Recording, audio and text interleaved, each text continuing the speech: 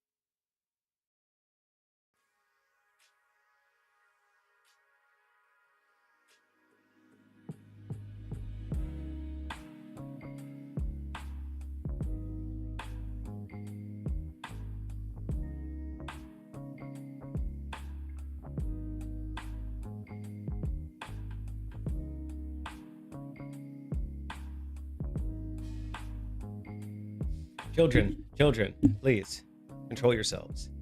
The chat is no place for warfare. Leave it for the tabletop.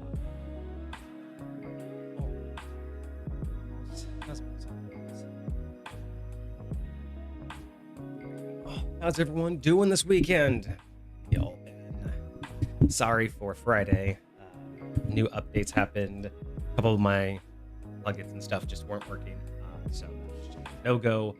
I could have probably fixed it, but I was already having a headache. And what I wanted to do, I didn't fully have fleshed out in my head. So it all just led to it being later. But I figured what I'm going to do instead is I'll do part of what I was going to do on Friday today, and then I'll switch over to something.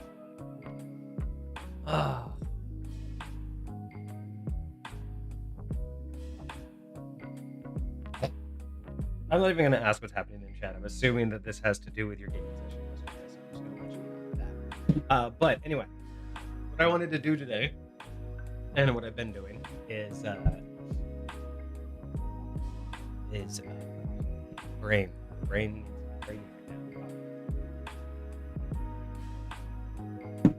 Okay, so today I was going to finish up getting my responses together for some social media things that were tagged that I was tagged in. Soul, you tagged me in 2 TikToks. Actually, you tagged me in a couple of them. But I'm wanting to get back into doing TikTok stuff because our shorts are running low. We basically don't have regular shorts going through anymore. So I'm kind of fishing for ideas that I can do quickly and easily. And I was looking at some of the ones that I've tagged in recently, and I pulled 2 of them out because all the other ones that I've been tagged in are more opinion based and more that I need to think about how things apply to High Point. But the 2 that Soul tagged me in are more mechanical build based. One is, I mean, really, there's nothing I can really do. I mean, it's all been explained in the short, but I think what I'm going to do is I'm just going to make it easier to understand instead of being all chopped up, because it is a weird build, and the way that they described it is kind of chaotic. And then the second one, you asked me about a build. Well, not really about a build. It was about a what was this one? It was about a monk and a wizard, or a monk and a sorcerer or something, basically being side by side. And you wanted to know if I can turn that into a single character, and I was able to. So I did most of the hard work already. I did all of the research because I wasn't sure if they were going to be available. I wasn't even sure it was going to be doable. So I didn't really want to spend all of that time. So it took me the last 2 hours or so to kind of get it all. I was able to find at least a reliable source for the 2024 Player's Handbook. So I've been diving into that right now, at least for these references, because everything you tagged me in is 2024. Or at least 5e based. So with that, I figure I was just going to walk through. I've already done all the research, so I'll just kind of let you know what the one was, what we're walking through, and then I'm going to fill out the information on my whiteboard. I have a double-sided whiteboard, so I'm just going to basically fill the information I need out for both of my replies. I don't know if I'm going to do the replies here on stream once I get it all written out. I don't know if I'll have the energy or the mind to actually do the replies. But if anything, I'll probably record them tomorrow at the latest, and then I will post them. I'll probably post at least one tomorrow, if not throughout the week. So I'll have those posted, but you'll be able to at least see what I did and what's coming today. 6 Wendigos. Ooh, I haven't seen what 5e Wendigos look like, so I'll have to look at those. Received 3 of them and believing they were part of a pack before getting stabbed with an ice knife, helping a Red Lego and the rest of the party with the other. Nice. Ice knife is powerful. I like ice knife. Ice knife is cool. All right, so let me look here.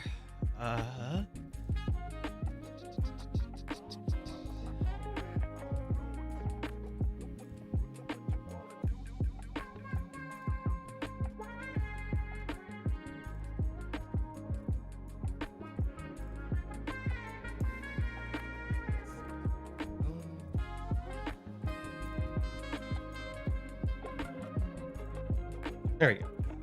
All right, so first one here, Soul. You wanted the breakdown of some chaos. So this one is Level 20 DM. He has a minute-long video. This was kind of weird one to put together because obviously I was most concerned about whether or not I'd be able to get 2024 um, uh, references, but I was able to find a 2024 online copy. So looking at 14,000 damage. So at this point, I think instead of trying to prove whether it's real, because he does cite all of his sources, he does say at least why he can do everything. I think it's just kind of not put in the right order. So at least what I'm just gonna do is at least respond to your comment with uh, just what the build actually is, and I was able to put it all together. This and there's a 1,000-strong demon army standing before you. What do you want to do? I'm going to use a focus point and activate Step of the Wind. Then, I grab the cleric and take him for a ride. So the first thing that I had to do with this one is research like these individual mechanics, because normally you can't carry somebody. So that was my first that was my first part of trying to figure out, you know, how is he able to carry? Because technically you're not able to carry even in 5th edition. So I had to figure out how he was able to do that, which one was it? Where was he able to do that? Why was he able to do that? No, so yeah, you're able to do all of that. Where is, because again, these are the things that I had to like figure out about what you can actually do.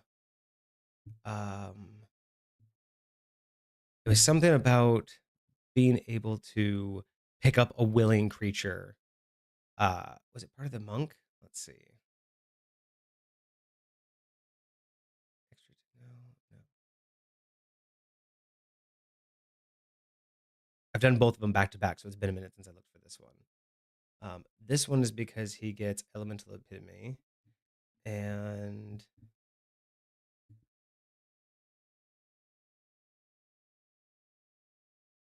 yeah, so that's just being able to do that. That's the speedy feat that he mentions. That's the boon of speed.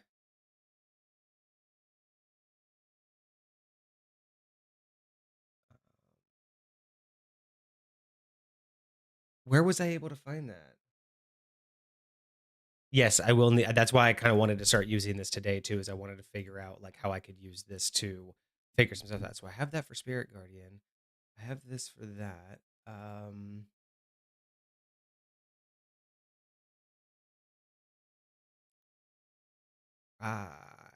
now confused because I did find this though. There is a way to.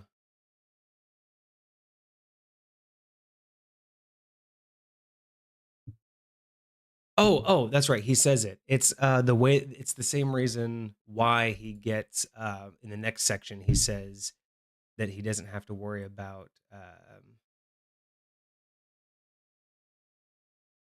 So increased dexterity when you take the dash action, difficult drain doesn't cost anything. Opportunity attacks. No, I know that there was something he's able to do.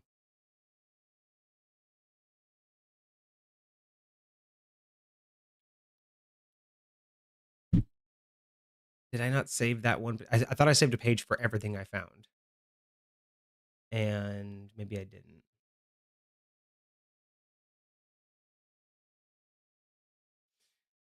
What do you do? That's how you do extra damage. So I understand that.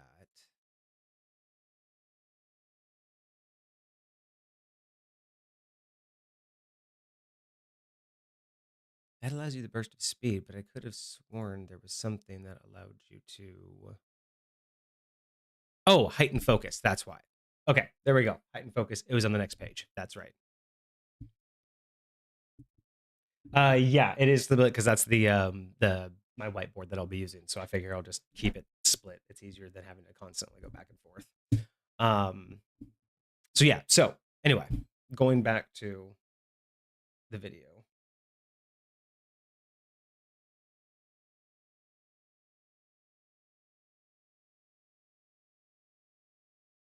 Uh, so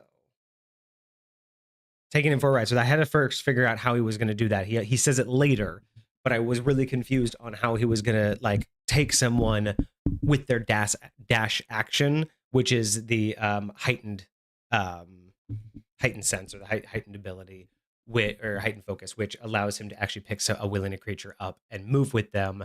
So yeah, it was kind of weird having to look that up. Very clever. He just cast Spirit Guardians at 9th level, but just so you know, it's going to cut your speed in half and open you both up to opportunity attacks. Nope. I used a focus point. Heightened focus. So heightened focus is just, again, something he can do at later levels, which allows him to use Step of the Wind with a little bit of an extra ability, which means that he can take someone with him and not cause opportunity attacks. So again, it's just it's a weird order that he's buying information in. Okay. 15-foot emanation. Let's see how many you hit. What's your speed? 240. So this was the fun part of actually having to dig into figuring out how he puts all of these things into perspective, but it does work. How the hell is it 240? 20th level monk. Speedy feat. So 20th level monk already gives him a plus 30 to his unarmored movement, right? So you're already thinking that if he has a speed of 30 and he already has a plus 30, bam, right there, he's getting 60 feet. The speedy feat, I believe, gives him 10 or this is why I have everything open individually. So the speedy feat gives him another 20. Or no, I'm sorry, gives him another 10. So we go from a base of 30, plus 30 because he's a level 20 monk, plus 10 because of speedy feat. So now he's at 70. Epic boon of speed. So epic boon of speed, then I had to look that up. So we're already at 70. Epic boon of speed gives an additional 30 feet of movement. So now we're at 100. Elemental epitome. So elemental epitome, had to go look that up. And again, found that in the book. That gives you, when you use Step of the Wind, you increase your speed by 20 feet and you deal damage equal to your martial die, which in a level 20, it's a D12. So at that point, giving it another 20, that's 120 feet. Holy. So far, I'm on track. Okay, that's 120, but where are you getting the 240 from? Feline agility. And this is kind of the weird part about like how 5th edition is working, because of the idea that, again, they say that everything's backwards compatible. You're able to use everything. So if you go back to 5e14, you just use the Tabaxi race, and that gives you feline agility. And then basically once you can use this ability to basically double your speed. So if you're at 120, you double it to 240, and you get to use it once until you don't move for 0 again. But it's for it does double your movement until the end of your turn.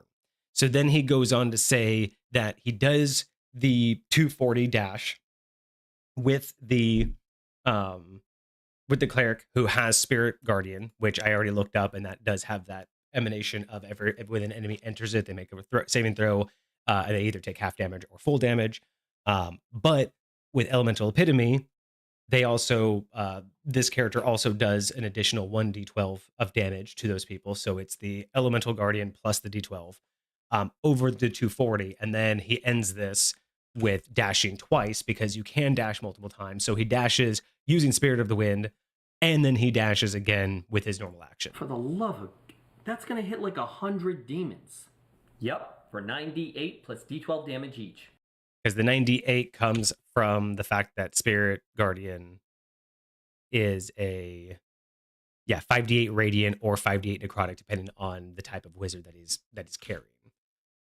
Elemental Epitome.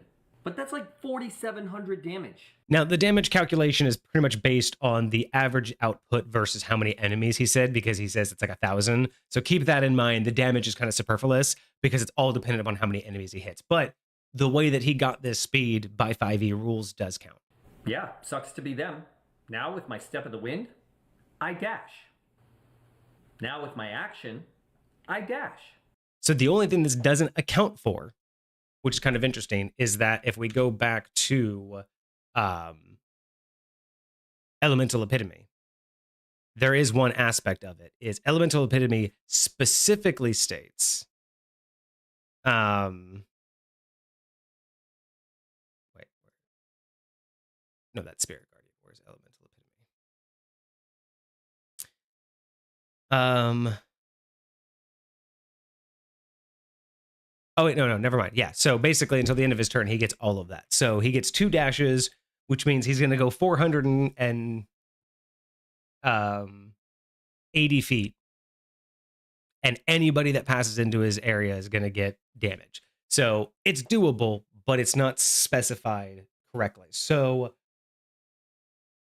in terms of like a response, I was trying to think of like how best I can actually like make a response to this. And the only thing I can think of is drawing it out on the whiteboard as basically like a explanation of what the entire character build would be. So basically saying that he's a, you know, he's, from the beginning, basically saying, here's how this works. It's, using backwards compatibility. He's this race. He's this level monk. Of the, this subclass, because I've been able to identify all of those, and then basically build it up. So because of this level, he gets the step of the wind, which allows him to do X, Y, and Z. He's using this, which gives him X, Y, and Z. He's using elemental opinion, which gives him X, Y, and Z. And then at the end of it, I can show the calculation. That's pretty much all I could think of. Like in terms of how I would actually go about responding to this one. That's the only thing I could think of, because otherwise he says everything. It's just more about the build itself. You know what I mean? And just making it make sense, because he's kind of all over the place with why it works. You know what I mean? So that's what I was able to come up with for this one. That's all I can really think of. Is I'm just gonna basically like draw this out on the board of like what the character build is, and then just kind of use that for my response.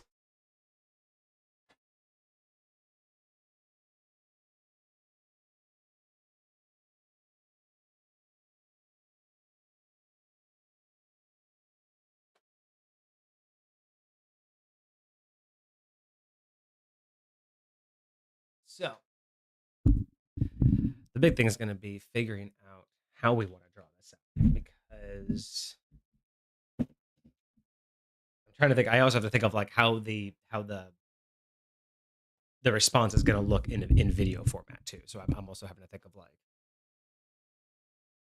how I'm going to break it down, how it makes sense to talk about it. So,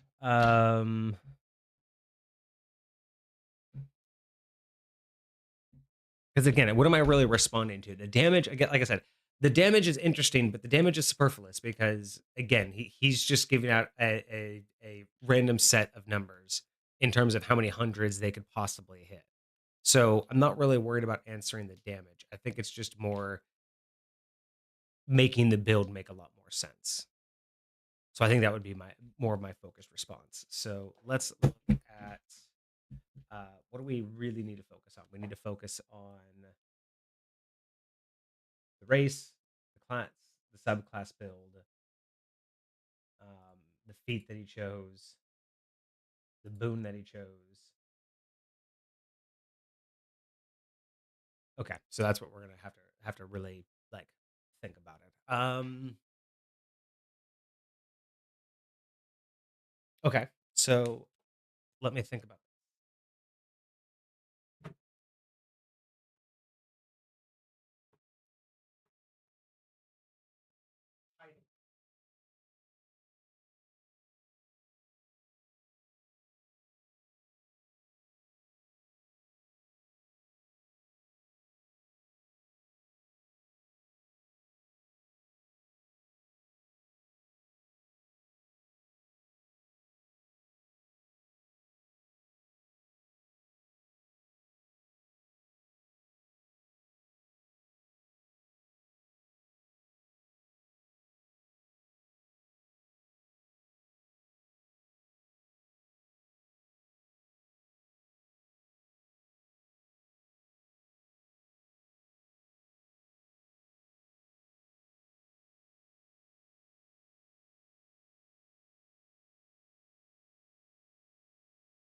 Give me can't really see anything of what I just did.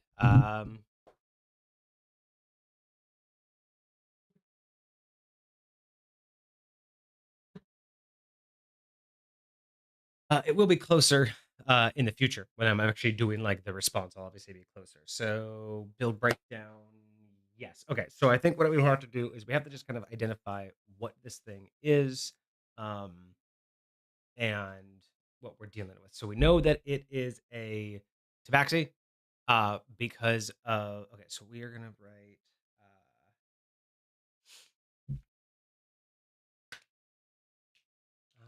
I was gonna think about what colors I want to use too that like stand out for things because I want to identify the class stuff, the racial feat, and skills. And then I have to have. Hmm.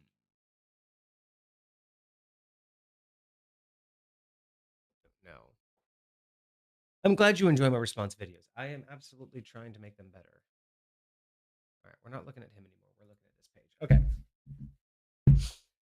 Let's see here. I don't want to use red as anything primary. Red is always like a sec. Maybe red will be the numbers. So I'll use red for the numbers.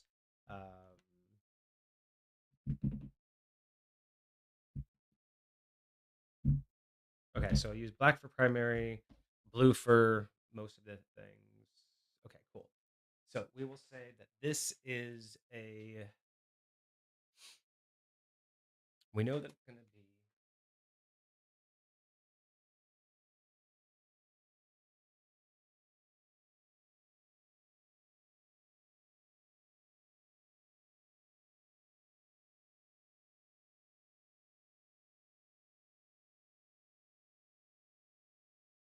So we know it's going to be a 20th level monk, but it is going to be.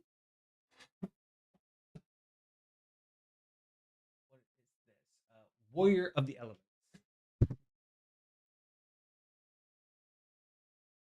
Whoa. It's okay, everybody. Everything's fine. Everything's fine. It's just a small studio here. Warrior.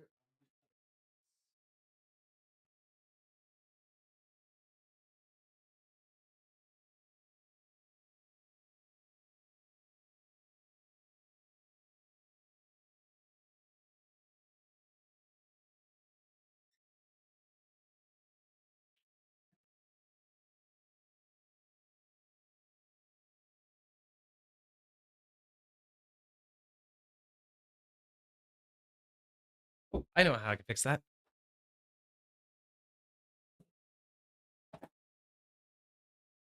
Let's put a weight in front of it. All right, cool. So now we have 20th level monk, warrior of the elements. This is going to be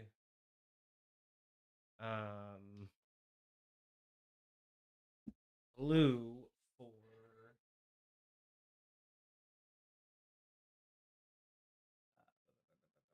20th level monk, warrior of the elements.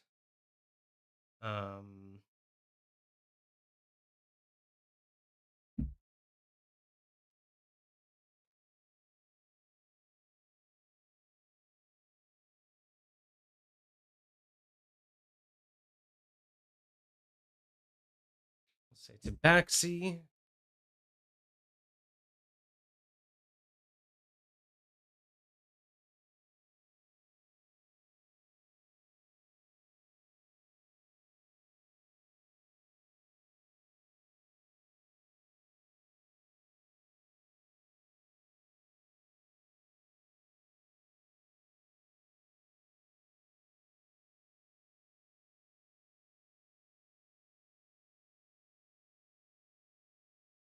All right, so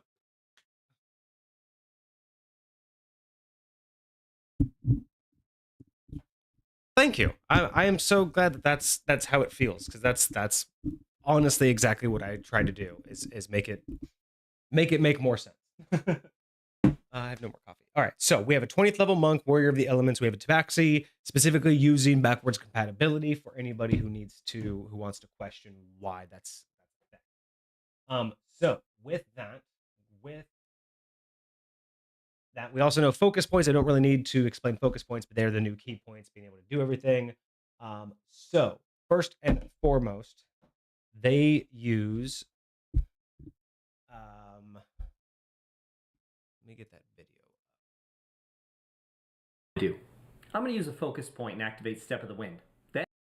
So we already know that they're a 20th level monk. So they have activating Step of the Wind with heightened focus. So I need to write that.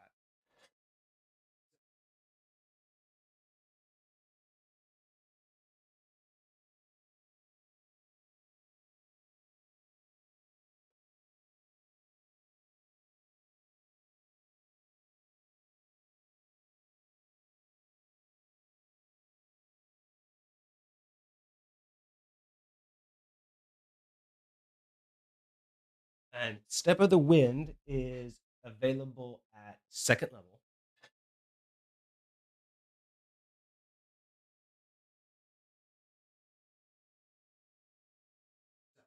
At second level, he's using Step of the Wind.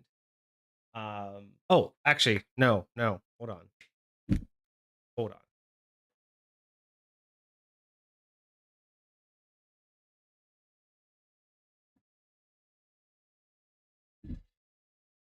Hold on.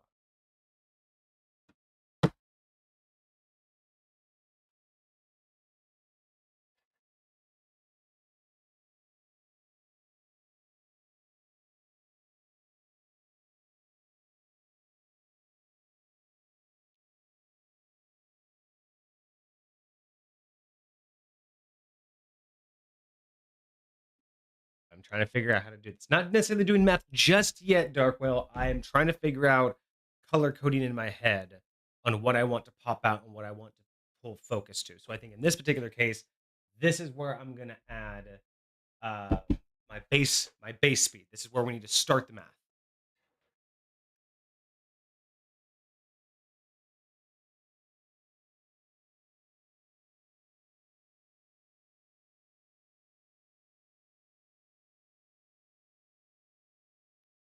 So we have a base speed. We have a base speed of 30, but because he is a 20th level monk, he's going to get an additional 30.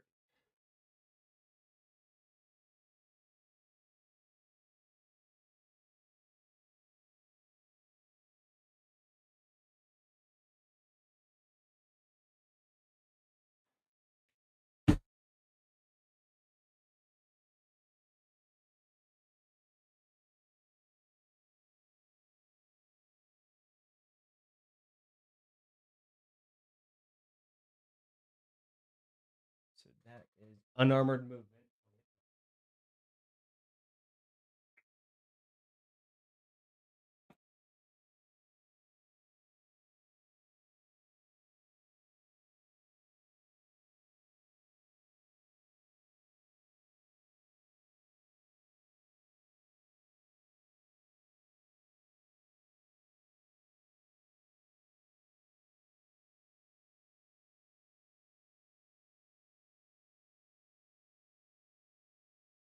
All right, so now this establishes where we're going to start our math because we have a 20th level monk with the subclass of Warrior of the Elements. That's going to come in handy later.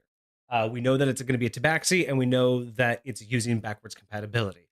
We have now a base speed of 30 plus 30 because we have unarmored movement at level 20, giving us an additional 30. So right off the bat, we're going to start with 60.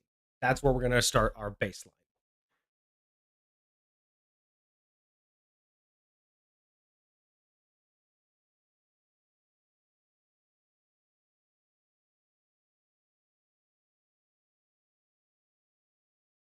All right. So now that we have our baseline, first thing he does is activates Step of the Wind.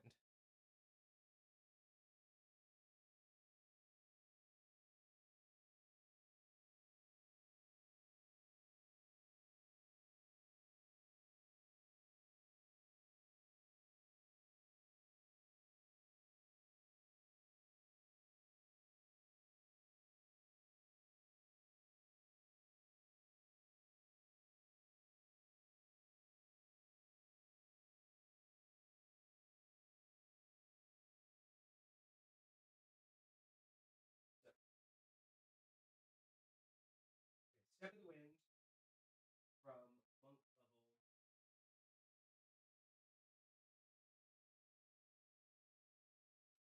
From monk level 2. Yes, Step of the Wind from monk level 2. So right out the gate, Step of the Wind, dash is a bonus action. Um,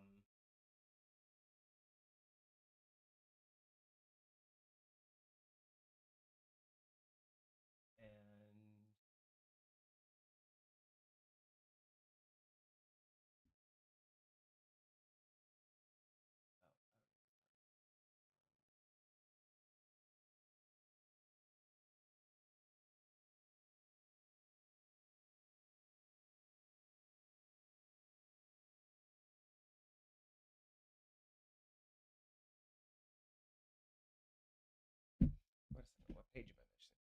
am I missing here?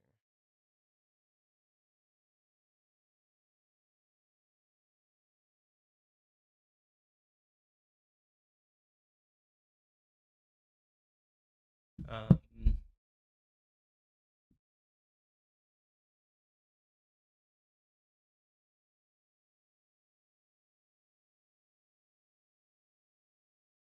wait, yeah. So step of the wind. Sorry.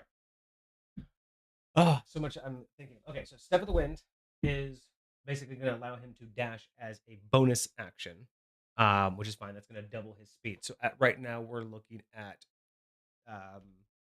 60. So times. Wait a second. We're already looking at our base speed is already at 60. It takes the dash action. Yeah, the dash action would be the 120. Right. The other things he talks about are part of something else. That's why there's so much going on here. Then I grab the cleric and take him for a ride. Gotcha. So what's going to happen is step of the wind's going to give him double his speed, or yeah, double his speed.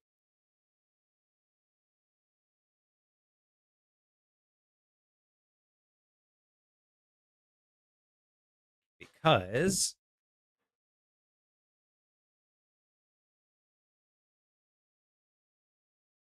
there we go. That makes more sense. So he's going to be using step of the wind to dash to times his speed by 2. Very clever. He just cast Spirit Guardians at 9th level, but just so you know, it's going to cut your speed in half and open you both up to opportunity attacks. And now we have to talk about I used a focus point. heightened focus. Heightened focus. Heightened focus is a level 10 ability. Yeah, level 10.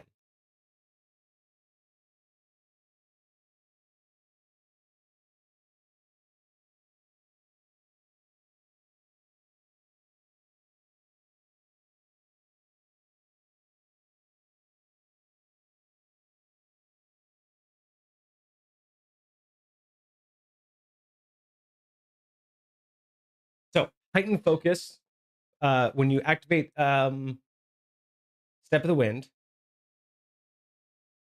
this lets you carry.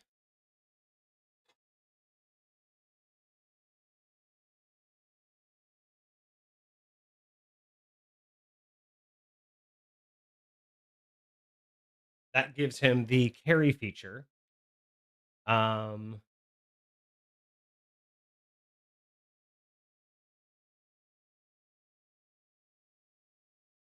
and no opportunity attacks. Uh,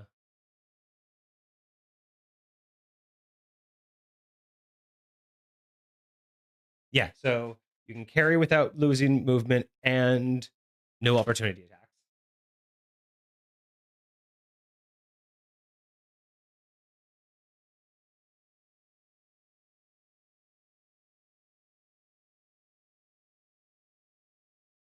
So that still allows him to do the double.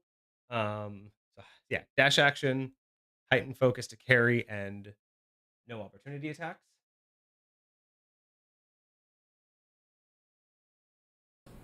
Right. Okay.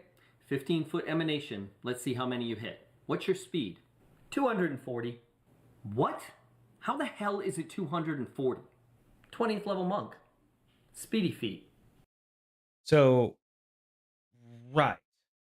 Now we get into the speedy feat.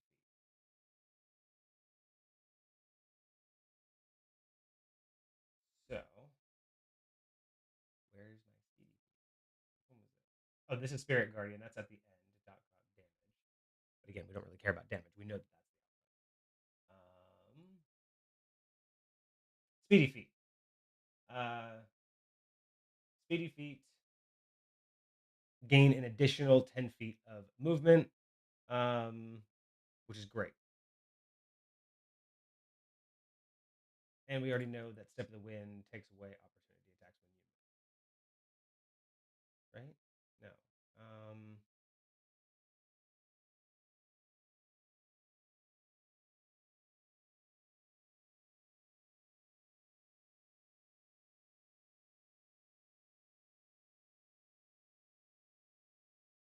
Wait a minute. There was something else about this that allowed them to take the disengage and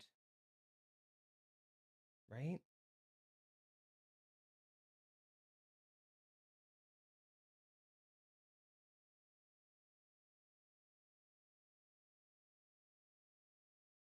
Oh, right. You can expend one focus point to take disengage and dash. So the disengage takes away his opportunity attack because Step of the Wind is actually the disengage and dash. So I should probably write that in there.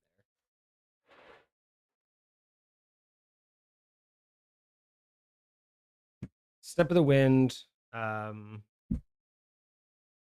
a focus.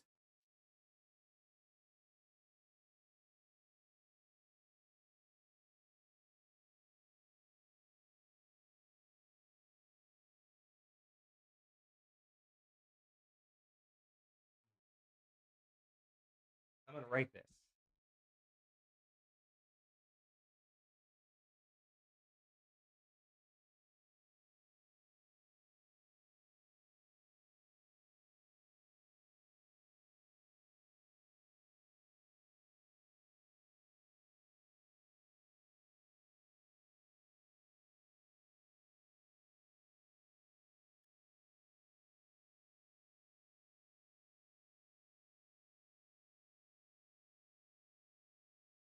There we go. Much better, much better, much better. Step of the Wind with a focus point, you get disengage and dash, and you get ×2 movement. Heightened focused at level 10, you get to carry the ally with no opportunity to attack. Boom. We're good there. Then he has Speedy Feet, which at this point he could have taken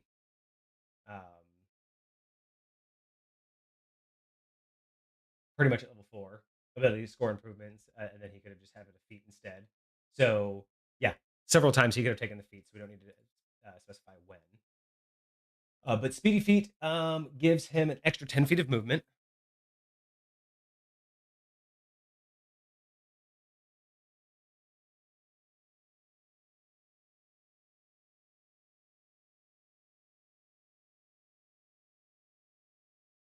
And when could okay? So that's technically he could have gotten this at any point. 4, 8, 12, 16.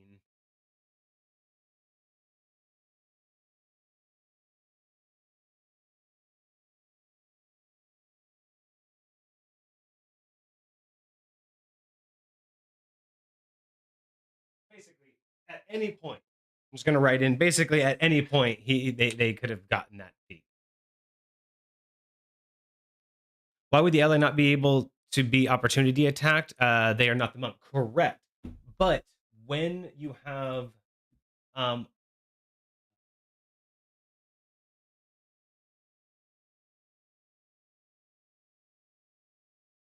so heightened focus, that's why.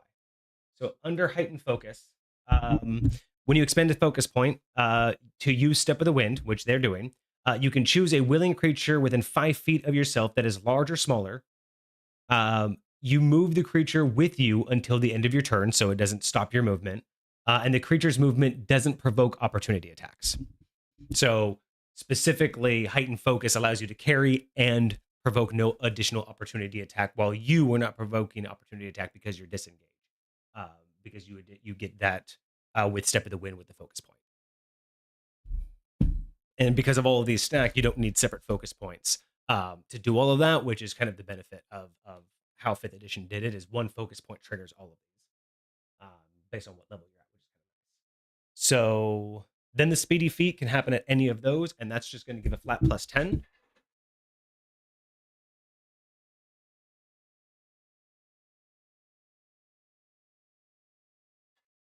So Speedy Feat's going to get a +10. Let's hear what's the next part. Epic Boon of Speed. Okay, and then at level 19, we're going to get the Epic Boon of Speed.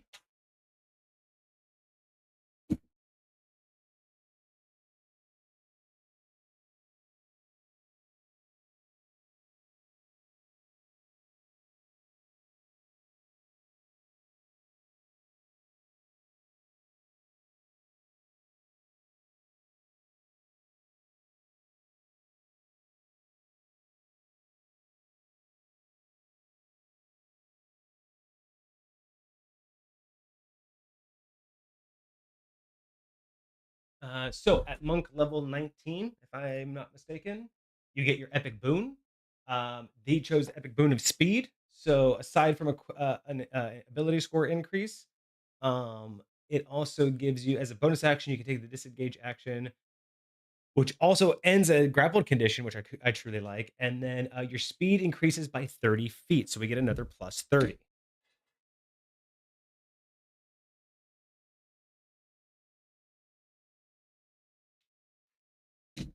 Um,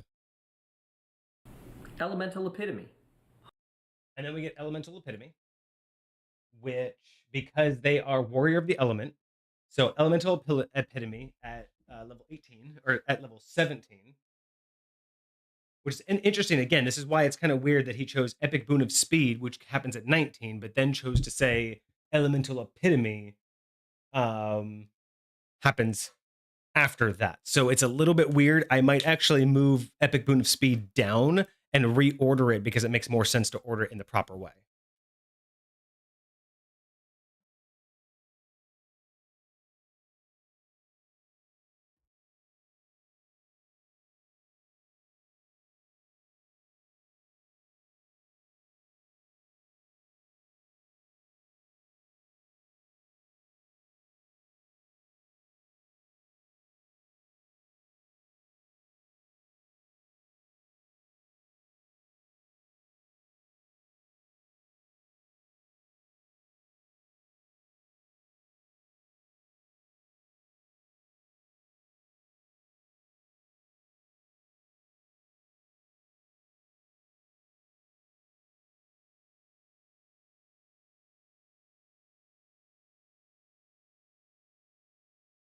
Okay, so that seems a little bit better. And then, so the elemental epitome, you get resistance to a damage type. Uh, when you use Step of the Wind, your speed increases by 20 feet until the end of your turn.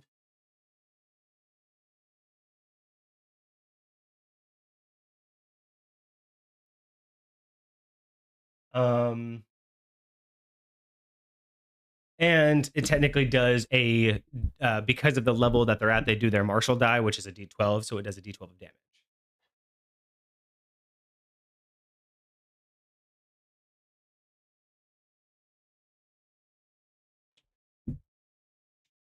Holy crap. So that's 30 and 30 is 60. 90. Yeah, 120. Yeah, so we're at 120. Okay. But wait a second. The dash action. Hold on, do I have dash wrong? What is the dash action should double your speed already, right? So if his base is 30 and he gets plus 30 from monk,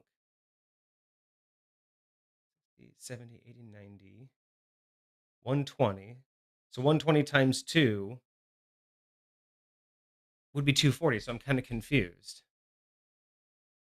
120, but where are you getting the 240 from? Feline agility. So feline agility just means that you can double your movement. So I don't understand what am I getting wrong about the dash action? I'm confused about what I'm getting wrong here.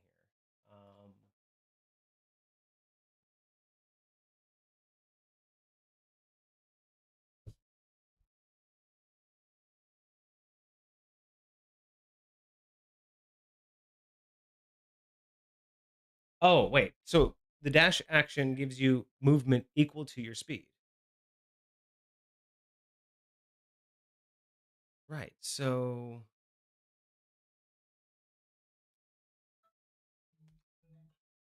what am I getting wrong about this math?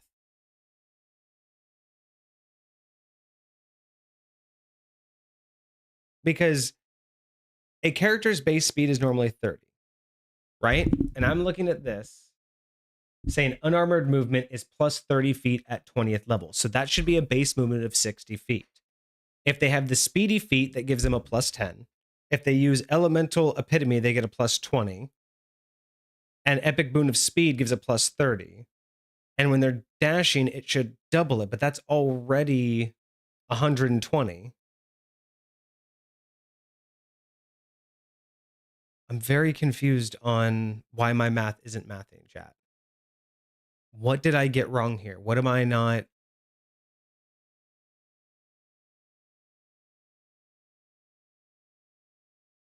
It's something so obvious that I know I'm not mathing correctly, but why does this seem off? Because we haven't even doubled it yet because of feline, because the whole point of feline agility,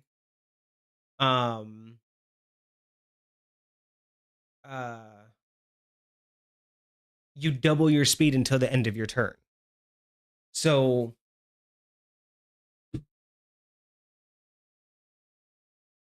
It's your turn. You're in the abyss, and there's 1,000 strong demon. What am I armies missing? standing Hold on. before you. What do you want to do? I'm going to use a focus point and activate Step of the Wind. Then I grab the cleric and take him for a ride. Very clever.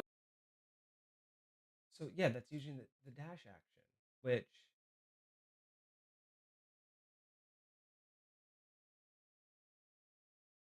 so even if the dash action only gave him an additional 30, that's still not mathing up right, because it would be 30 plus his dash of plus his base of 30 of unarmored movement, plus his dash would be another 30 or even 60. So again, either that's already at 120 or that's only at 90, but then the other, 60 still leads to more than 120. Why am I getting this wrong? Why? What is wrong with my math?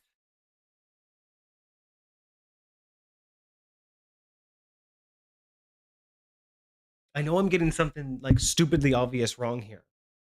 Am I getting the base speed wrong? Is that the problem? Because the way I'm reading this on the monk chart is that unarmored movement is a plus to this speed that you can go. So if your base is already 30, then your unarmored movement would be 30 as well, right?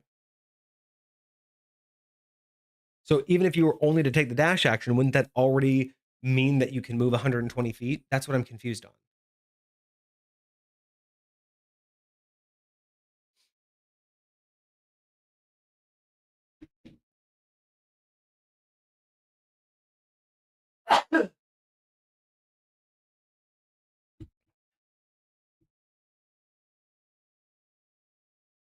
Like, why am I getting this wrong? So it allows them to move their full speed twice.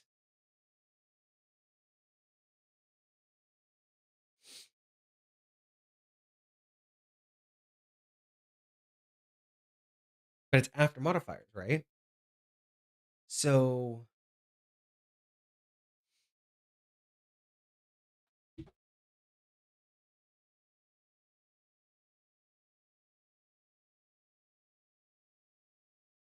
oh, wait a minute.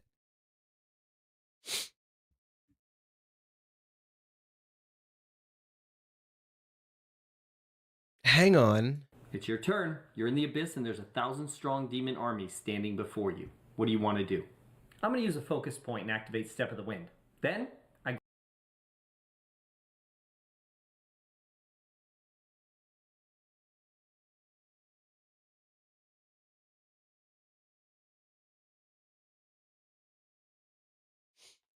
But okay, so Soul, that's the thing though. So Step of the Wind would be a multiplier, right? And that's what I'm thinking is if my base speed is 30 and my unarmored movement adds 30, right? Just automatically that's already 60. So if I dashed, I'd already be at 120, which means if I have feline agility, I'd already be at 240. So that there's no reason why I need the speedy, the elemental, and the epic boon of speed. But I think I figured it out. I think I'm re-listening to this. I think I figured out where the key was. grab the cleric and take him for a ride. Very clever. He just cast Spirit Guardians at 9th level, but just so you know, it's going to cut your speed in half and open you both up to opportunity attacks. Nope. I used a focus point. Heighten focus. Right. Okay. 15 foot. So, I think that's the case because if I look at heightened focus, if we read heightened focus for Step of the Wind, when you expect to focus, you can choose a willing creature. But see, it doesn't say that. So he said that your speed is half. So if I'm doing the math here, right, before I even take into Step of the Wind, again, I'm looking at 120. But if carrying a creature halves your speed, then that would work, right? It would totally work if his halved speed, because the only thing he defended against, he said it halves your speed and you take opportunity attacks, but heightened focus undoes the opportunity attack, and it does give you the right to take someone. It doesn't explicitly say that it's half your speed, though. That's what I'm kind of confused at, though. Because then I know that at the end here, he says that he's using feline agility.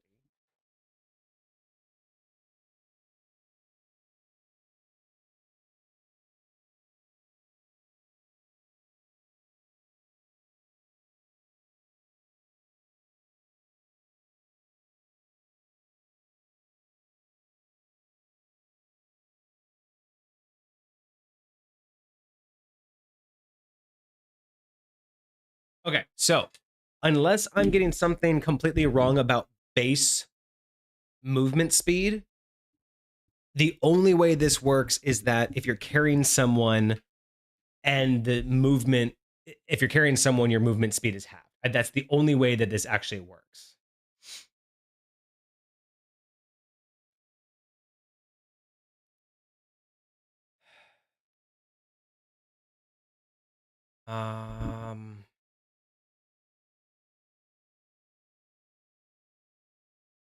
See, that's what I gotta figure out is there something about,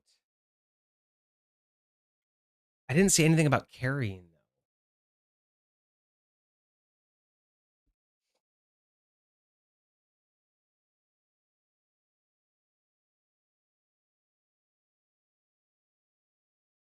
All right.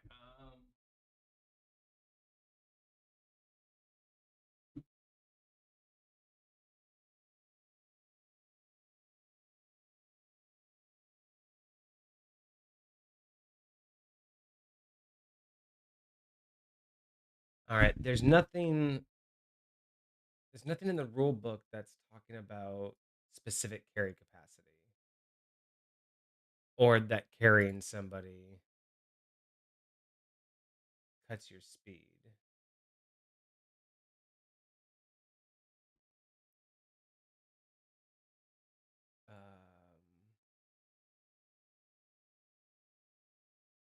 Yeah, so that's going to be the thing.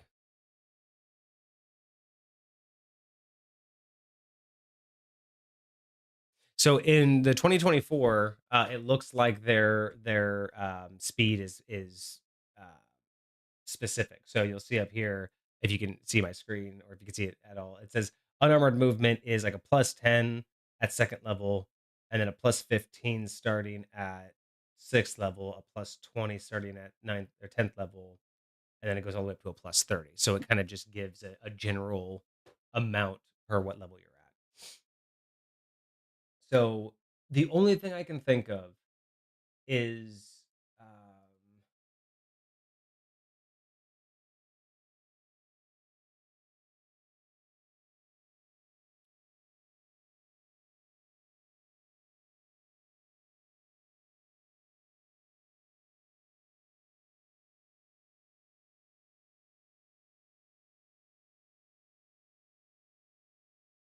so it looks like the traditional 5e rules says if you're carrying an unwilling creature, you have to grapple it first, and your speed's limited to half your movement speed. So I wonder if that's just a holdover.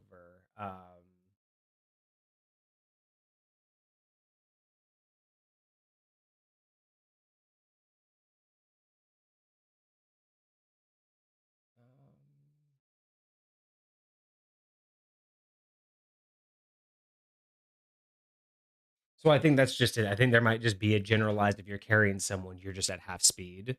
So yeah, the base speed would be 60, which is why I have the +3 at the base speed on the board. So what I'm looking at is just trying to figure out. I just want to see if I can find the ruling that says if you're carrying a party member, provided they weigh less than 15 times the person's strength score, and if they're willing, then there is no reduction in speed. Um,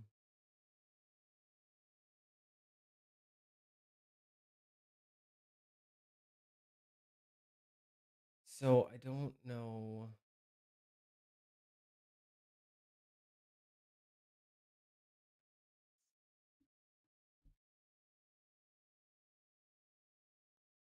It's just regular carrying capacity. What we got here? No.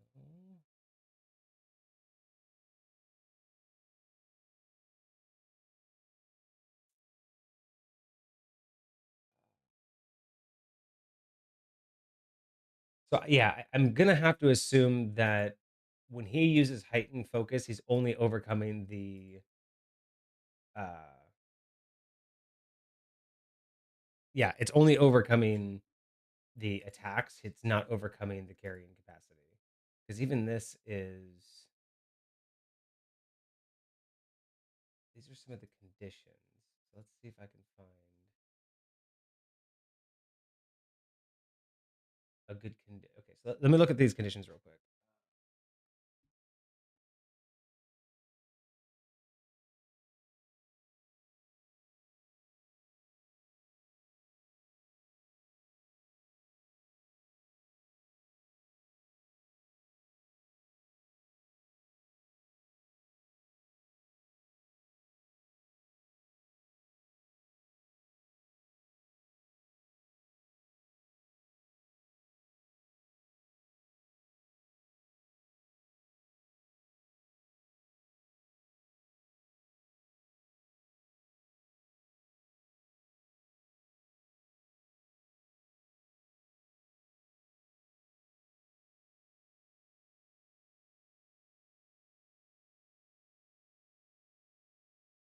All right, so it says that if you're in excess weight of your abilities, you can't move more than 5 feet, period. But otherwise, it does just say that you have a carrying weight limit. So I'm wondering if that's just imposing their own ruling that it's half the speed. And if that's it, then that's where the math works. Because if he's cutting his speed in half, then he needs feline agility to double it again. Because I can't find anything else in here that covers this.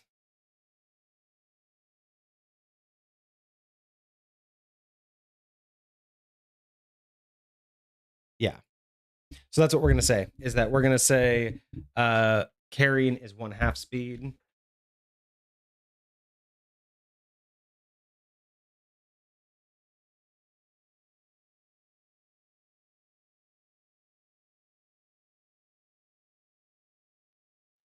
So cut the speed in half, so dividing by 2. But then the rest of it will equal out. Because then if we have 60, 70, 80, 90 plus 30, 120, but cut that in half is 60. But then we dash, so we're back to 120. Then we use feline agility, gives us back to 240. So yeah, that would do it.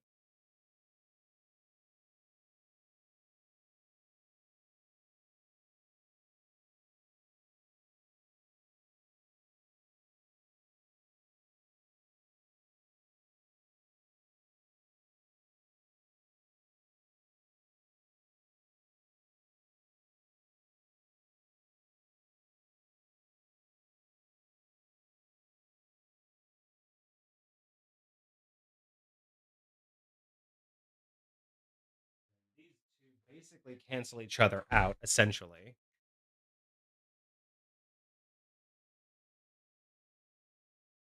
Because again, you're gonna have it and then you're gonna multiply it by 2. So have it by 2, multiply it by 2. You're basically canceling those two out. So you're taking the 120, multiplying it by 2 with feline agility, and that gets you your 240.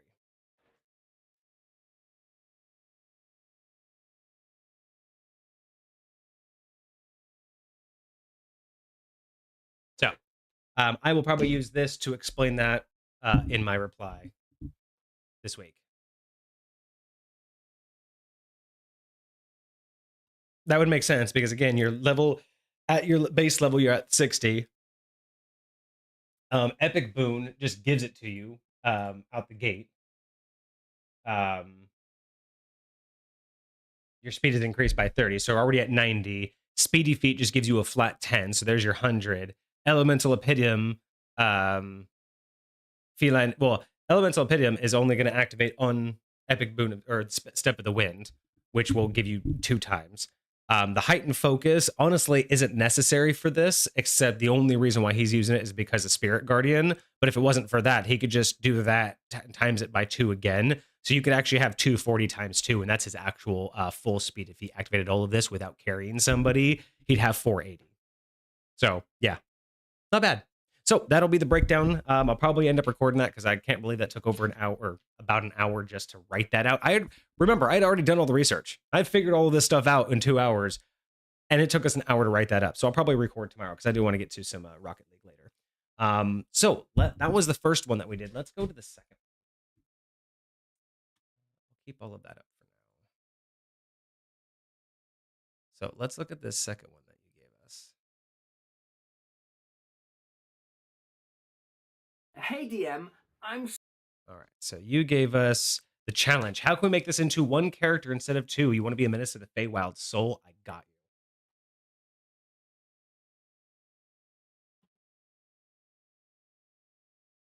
you. If you didn't think it was possible, I found a way to make it possible.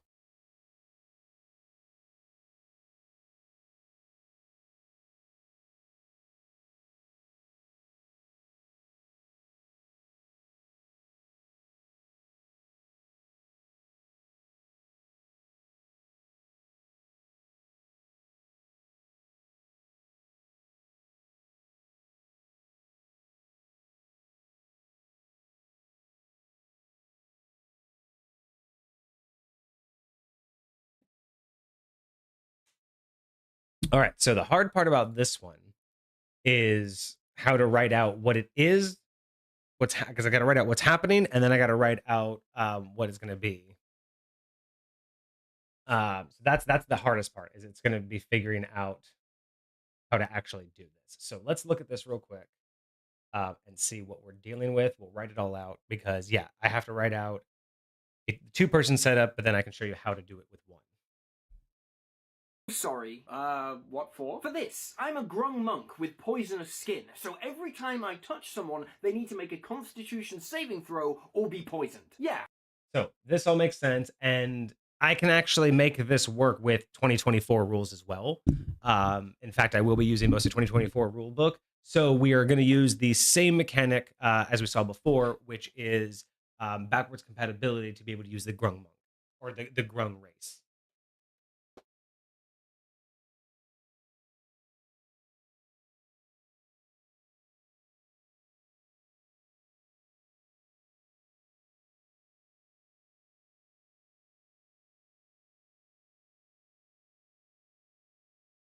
All right.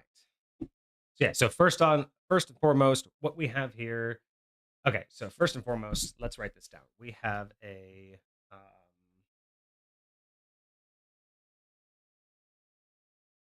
wait a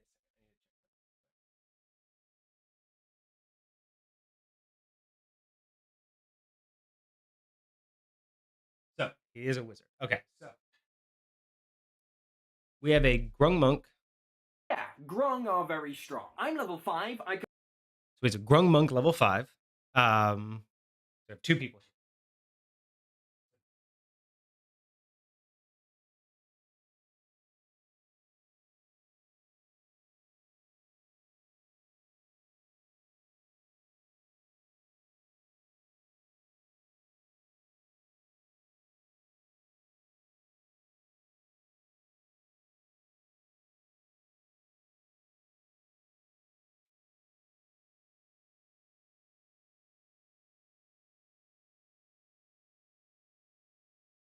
So we have the level 5 grung monk.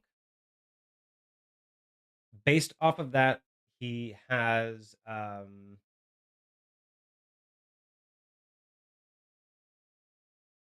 save versus poison whenever someone touches him.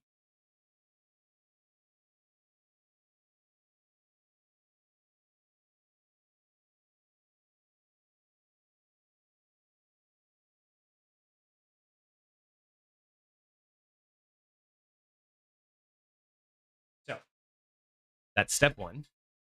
can punch someone 4 times a turn, so that's 4 times a turn. So with level 5 monk, that means that he has 2 attack actions. At 5th level, he gets extra attack, and then he also has the ability to do Flurry of Blows.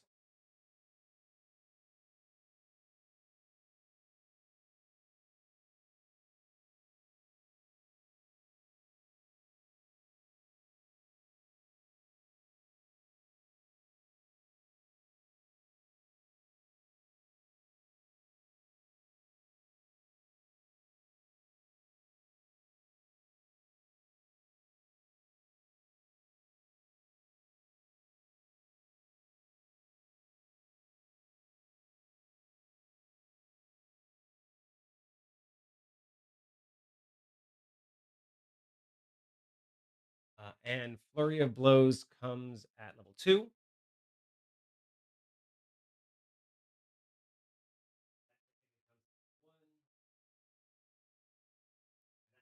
At level 5, right? So we have a level 5 Grung Monk. At level 1, touch equals a save versus poison. Level 2, they have Flurry of Blows, which gives them 2 extra attacks. So a 3 total, because 5 hits. And then level 5, we get an extra attack, which gives them 1 more attack. So that's 4 hits total. So far, so good. We have a level 5 Grung Be Monk. poisoned. Yeah, need to make a Constitution saving throw or be poisoned. Yeah. Right? And the poison ability basically just means that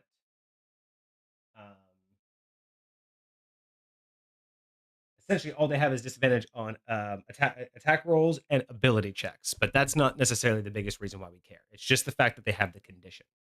Yeah, Grung are very strong. I'm level 5. I can punch someone 4 times a turn, so that's Remember, so that's extra attack with Flurry of Blows. That's 4 attacks.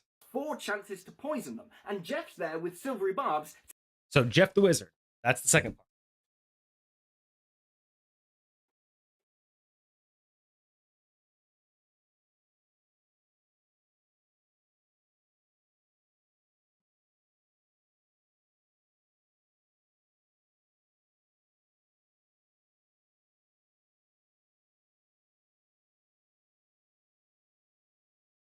And we know Jeff is level 5 because A, he's hanging around with level 5 monk, and B, the 2 abilities that he casts, a level 1 enchantment, Silvery Barbs, and the next one he casts, which is Summon Undead. That's a level 3 spell, which means he'd have to be a bare minimum level 5 to cast it. So we're going to call Jeff a level 5 wizard.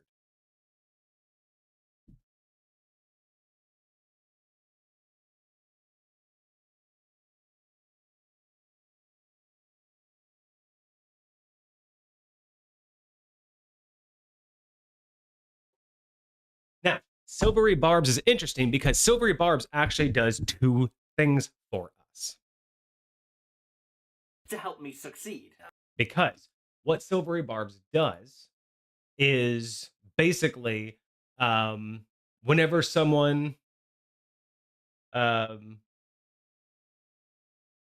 a reaction, when a creature you can see succeeds on an attack roll, an ability check, or saving throw. So that's its trigger. You can react, and the person that made that target, so your friend attacks someone, the target that caused it, you can make them re-roll a d20. So the idea is that the Grung Monk is going to attack 4 times, and at some point, Silvery Barbs is going to be cast during one of those 4 to try to make sure that the enemy gets poisoned, right? So that's what Silvery Barbs is trying to do, is basically give, essentially, we're going to call it disadvantage to 1 roll against being poisoned. So let me know if you disagree with that, but that's how I'm reading what Silvery Barbs does. Because the triggering creature must re-roll the d20 and use the lower roll. That's basically disadvantage. So on 4 different, I'm going to attack with the Grung Monk 4 times. They're going to have 4 saving throws against being poisoned. Silvery Barbs is going to give them disadvantage on 1 of those rolls.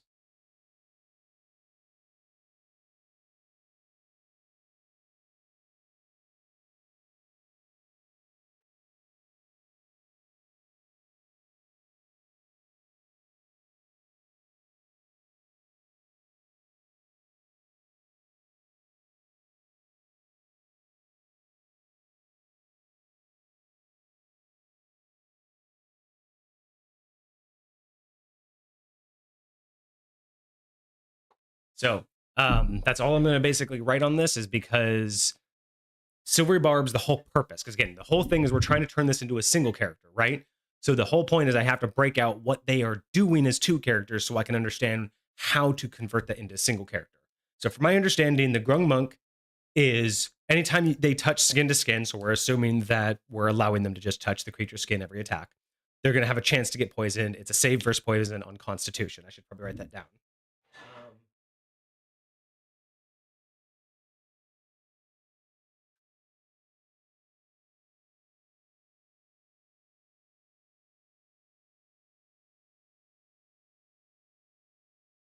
Okay, so on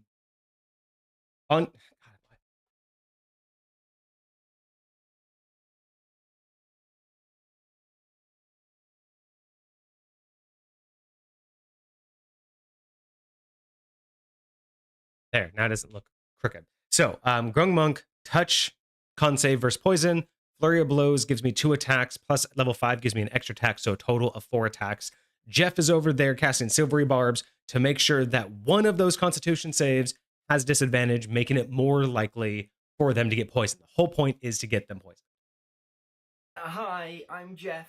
Okay, I get it. You're very good at poisoning people. Silvery Barbs also gives advantage to a creature's next attack roll, and Jeff's gonna choose his zombie. Jeff?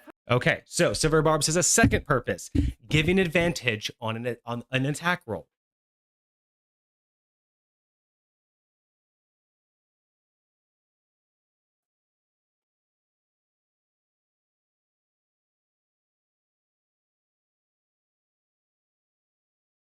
Okay, so that's how I'm reading this. Silvery Barbs is giving a disadvantage on one of the 4 Constitution saving throws, and it's giving advantage on 1 attack roll after that. Soul, are you with me here? Again, this is 2 people doing this.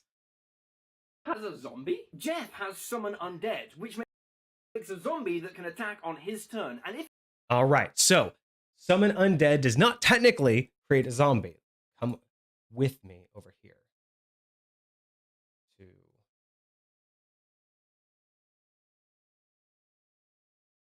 Where is it? Where's my Silvery Barbs page? Give it to me. Hello? There we go. So if we look over here at Summon Undead. So in the 2024, Summon Undead allows you to call forth an undead spirit manifesting in an unoccupied space. Now he says zombie. Now technically there's no problem with that, but technically, by technical standards, when you cast a spell, you choose a creature's form, ghostly, putrid, or skeletal. They resemble the undead creature with the chosen form, which determines certain ability stats. Now, putrid is the one he's technically talking about here. Yes, putrid zombie. It is same thing. It is a decrepit. It's not a skeleton. It's not a ghost. It is a decrepit body. So we can call that a skeleton, but I just want to make sure that we understand what we're talking about here. So they summon undead and as a putrid, aka skeleton, or sorry, aka zombie, right? They cast it as putrid, aka zombie. Why? Because putrid gets feasting aura.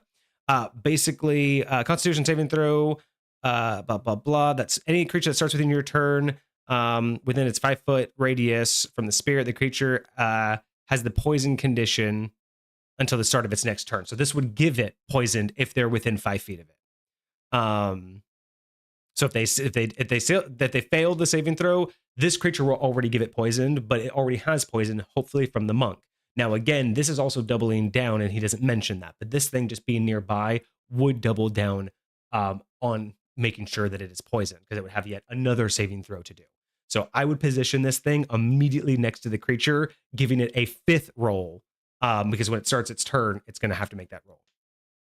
The other thing it gets as being putrid is Rotting Claw. Basically, this is where he gets this next part, because with Rotting Claw, the smell does slashing damage if the target has the poison condition, because Summon Undead gives the poison condition with putrid only. If it already has the poison condition, it now has the paralyzed condition until its end of its turn. So essentially, Summon Undead in its putrid form gives poison if you start your turn within 5 feet of it, and if you are poisoned and it hits you, it will paralyze you. So that's how we're getting this next part. So it's interesting. He doesn't mention that it helps already doing the poison. He just kind of glosses over that. So, dead, which makes a zombie that can attack on his turn. And if and it can, but again, this is putrid. So if it hits, it hits a creature that is poisoned, that creature becomes paralyzed. Oh my god. That means they can't take any actions or move until the end of their next turn, so which is correct because we look up paralyzed. And paralyzed 0, you automatically fail strength rolls. Attack rolls against you have advantage. And any attack roll that hits you is a critical hit if the attacker is within 5 feet of you. That's a lot of damage. it's basically skipped, and all attack rolls against them have advantage. And every melee attack that hits them counts as a critical hit. Which does all because they're paralyzed. You know, Jeff, I'm getting real sick of your game-breaking crap.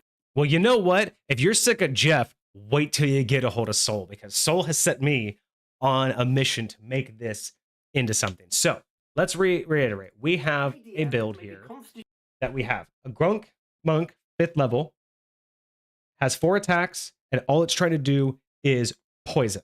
Jeff casts Silvery Barbs, which gives them disadvantage on one of those Constitution saving throws, and gives advantage on an attack roll for his other thing that he summons, which is Summon Undead Putrid, aka Zombie.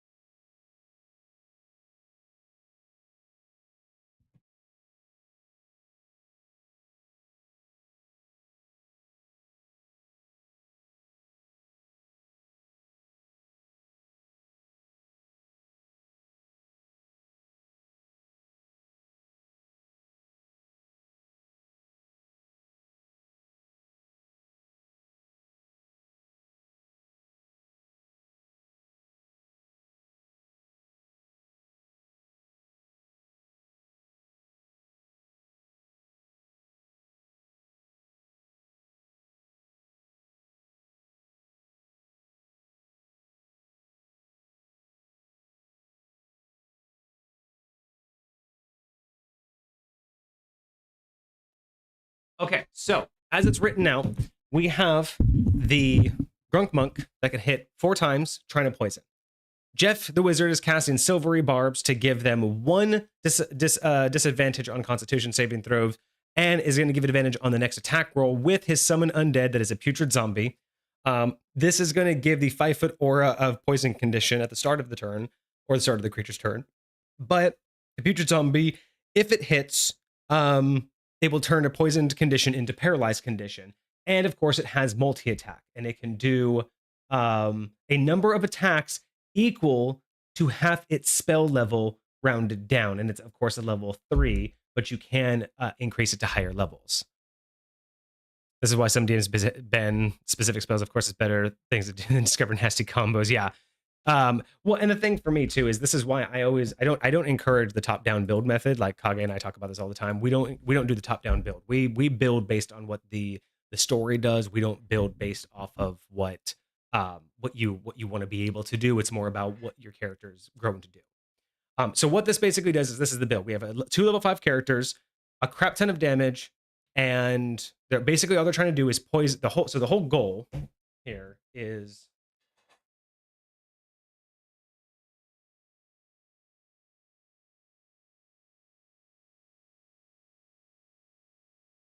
the goal is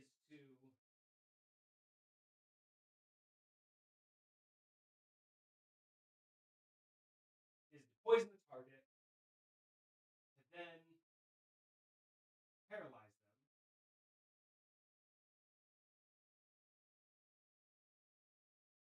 to then basically stomp.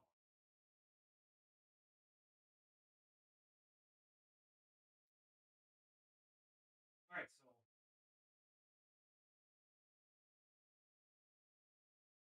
I'm actually curious though, so I want to know honestly. Did you honestly think it could be done? Did you think all of this could be done in a single character build and still make sense. Because I will honestly say I wasn't sure. When I started to try to build this, I wasn't sure, but I think I figured it out.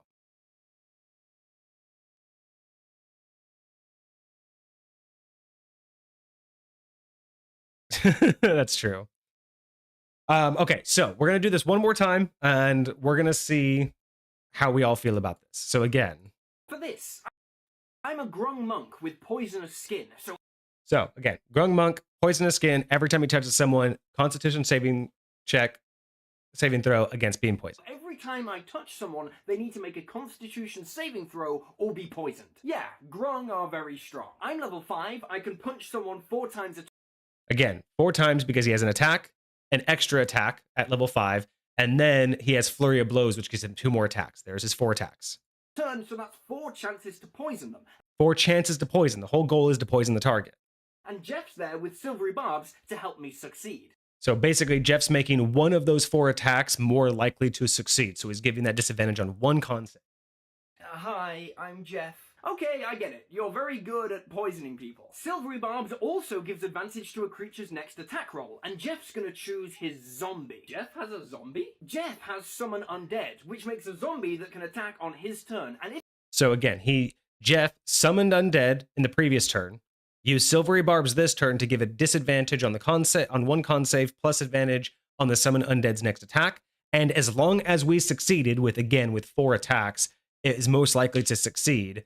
That you will have poisoned it, and therefore, as long as a zombie attacks, it has 2 attacks. So, or no, I'm sorry, yeah, it has 2 attacks. It says no, equal to its casting level rounded down. So it technically has 1 attack with advantage unless you upcast it, but it has 1 attack with advantage, and then it would paralyze the creature. Once the creature's paralyzed, they can just sit there and repeat it over and over and over. And once the zombie is in the 5-foot zone, every time it's the creature's turn, the zombie will poison it, and then once the zombie hits it, it'll be paralyzed again. So basically, we're trying to get into the goal is to poison, target, paralyze, turn that into paralyze, and then basically stun lock it.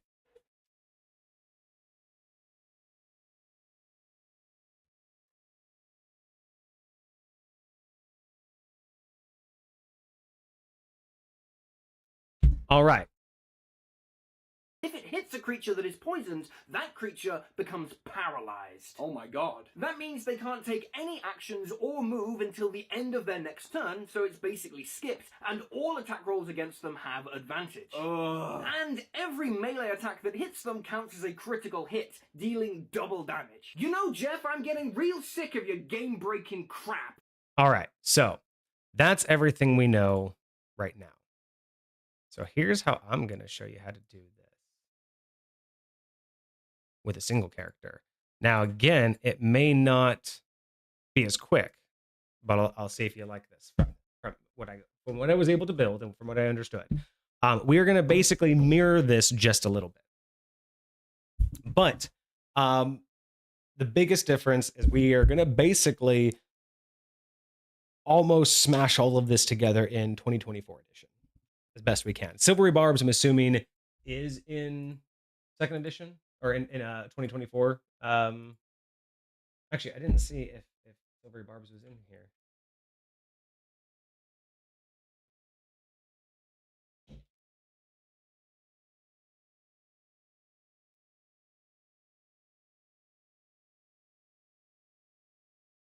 No. So we're just going to assume backwards compatibility for Silvery Barbs. So how did I do this? So at first, we still need our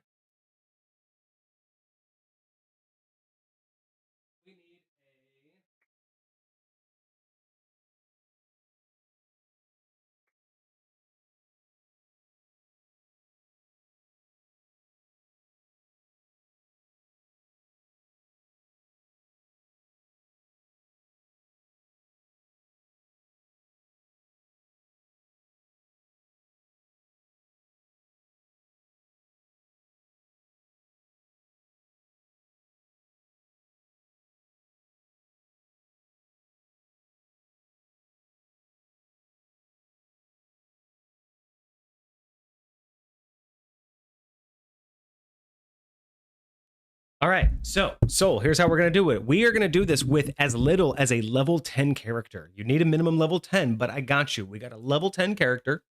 We are still going to be a grung, and we are going to be a monk wizard with 5 levels in each. Now, the cool part about this is you can choose any monk you want. This is not going to be monk specific because all you need to have is the 5 levels in monk for the extra attack and the flurry of blows. And you have the poison skin from the grunk. So choose any monk subclass you want that will add any additional shenanigans to your Fey bullshit, all right? But I'm just going to get you all of the abilities. So the biggest difference, there you go, do your drunken master. But the biggest difference is you're going to get all of the same stuff, right? So on the monk side, you're going to get the grunk.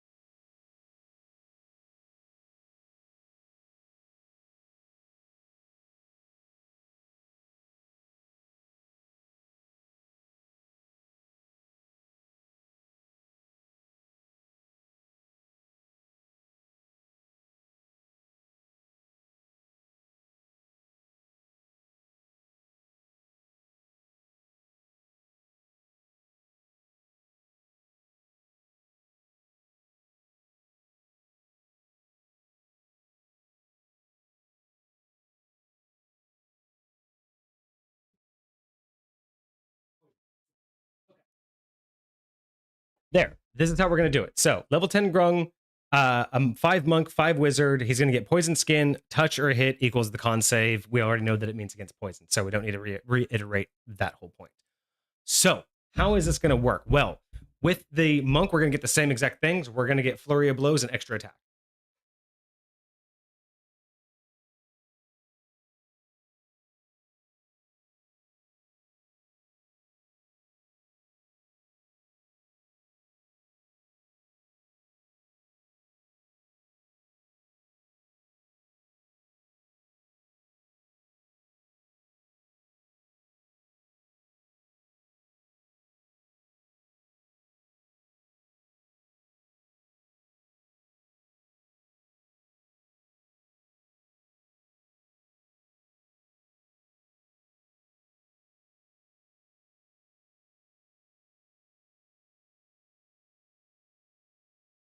All right, so here is how this is going to work, because on the Grunk's turn, you want your 4 attacks. You're going to get your flurry of blows. You're going to get your extra attack. So you are going to do 4 attacks every single time. They are going to take the Constitution save. So first and foremost, the thing that I had to solve in this case is how are we going to give them that disadvantage on the con save without silvery barbs, right? How am I going to do that?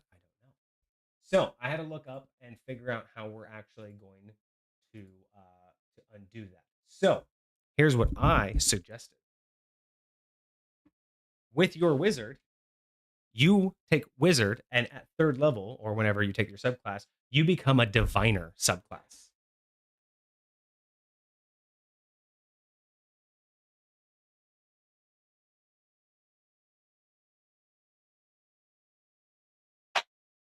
Why diviner, you say? Well, because at level 3 on diviner, you get something called a portent. Glimpses of the future begin to press your mind awareness, or to begin to press on your awareness. Whenever you finish a long rest, roll 2 d20s and record the numbers rolled. You replace any D20 test made by you or a creature that you can see with one of your foretelling rolls. You must choose to do so before the roll, and you can replace the roll in this way with the one that you've rolled before. Each foretelling roll can be used only once. When you finish a long rest, you can use any unused foretelling rolls. Now remember, this says whenever you finish a long rest, you can have 2. You can replace any D20 with a creature that you see, which means it doesn't say it has to spend a reaction. So technically, at level 3, you can make anyone at any time roll up to 2 dice that they've done. So at this point, what I see for this is while Jeff the Wizard over there can cast Silvery Barbs and give you a single disadvantage, you have 4 attacks and 2 portents. Technically, if you roll shit, if you roll like 2 really low numbers and keep those for your portents, you could sit there and hit this person 4 times, and 2 of them could be technically not at disadvantage, but you can guarantee 2 of them are failures, especially if you know that they roll below your DC check. So you do portent, and at level 3, you get 2 opportunities to make them reroll. Way better than the Silvery Barbs from Jeff.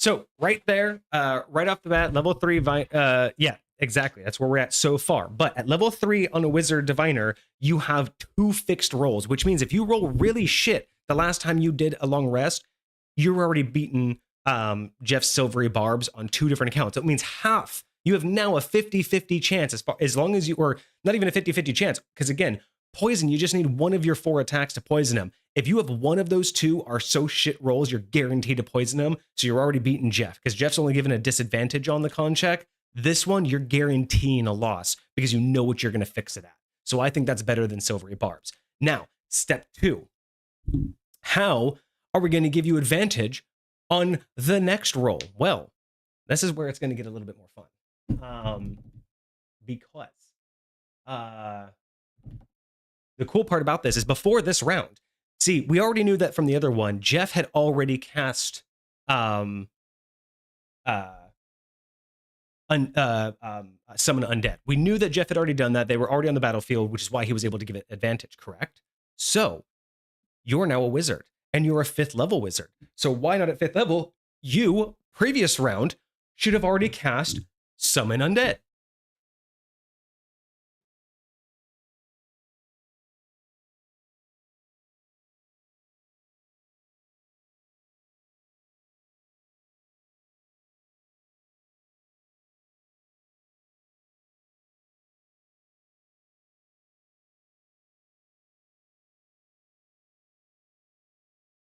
So you don't need Jeff the Wizard over there because you're a level 5 wizard. So round 1, boom, you summon undead just like Jeff did. You make it putrid. Then on this next level, you've just, and the thing should be right next to him. So at any point at the enemy's start of on the start of their turn, if you would put this thing right next to them, they had a chance to already get poisoned. But let's say you didn't. You and this thing move up close to it. Now you don't need Jeff. You're going to hit him 4 times, and you're going to be able to use your portents up to 2 times, pretty much guaranteeing that you're going to poison this damn thing, and you have your own summon undead. So we've replaced Silvery Barbs with Jeff, at least for the disable the Constitution save, and we've replaced Jeff for the need to summon undead. So the last part that we need to solve is how are we giving advantage on the attack roll? Because right now we've been able to do the poison, we've been able to do all the monk stuff with your attacks, we've been able to, with your own wizard portents, we've been able to give you the advantage on the Constitution saving, or the disadvantage on the Constitution saving throws, and you have your summon undead that will paralyze it and stun lock it completely. So how do we give it advantage? You like how my energy completely changed from the beginning and now? I like the fact that I like it when things start to work out, and I just forgot how fun this was to do. So how I'm going to give disadvantage, because Silvery Barbs gave the summon undead a single attack of advantage. I think we can do that because you know what also you get as a 5th level monk, do you know what you also get as a 5th level monk? As a 5th level monk, at this point, you would have 5 focus points. And at this point, we've only used 1 focus point for the flurry of blows. But I don't believe that there's any actual like limit to that. So what's cool about this is you're doing flurry of blows, right? You're a grung. I'm going to activate flurry of blows. Can't you expend? I don't know if you can to give yourself advantage, but what you can do is I can take my attack, and then I have 5th level. I have extra attacks, so that's 2 attacks. I can also activate Fury of Blows and do 2 attacks, right? So that's only 1 focus point. But I've made 4 attacks, have I not? I've made 4 attacks, and I've only used 1 focus point. But I have 5 focus points, so I have 4 unused focus points. Well, guess what I also get at level 5? Stunning Strike. Now, granted, it's only once per turn. When you hit a creature with a weapon or unarmed strike, you can expend a focus point to attempt Stunning Strike. So they must make a Constitution saving throw. On a failed save, the target is stunned condition. So you have the ability in all those 4 strikes. You also have 2 portents.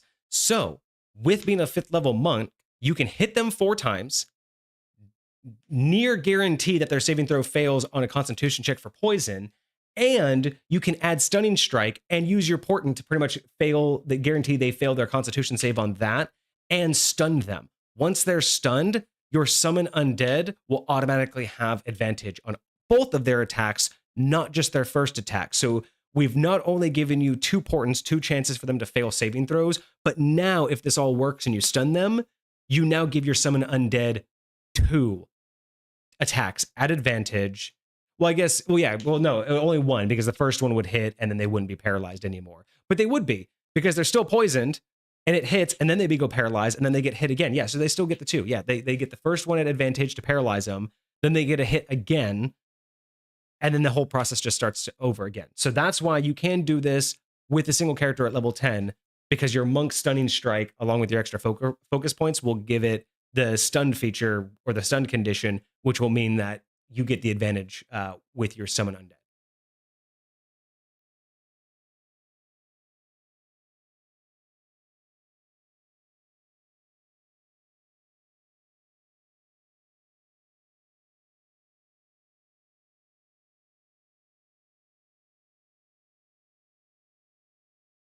So that's how you can do it with a single character. If you want to go cause some mayhem before I get this posted on TikTok this week, there's your build. You can do it with a level 10 Grung Monk Wizard. As long as your wizard is the Diviner subclass, you're going to have your Poison Skin, Flurry of Blows, your extra attack, but you're going to want to use the portent from your wizard. You'll summon undead before you do all of this, and you're going to want to make sure that you use both portents for Stunning Strike and making sure that you poison them. So you'll be able to just basically do all of it without Jeff the Wizard.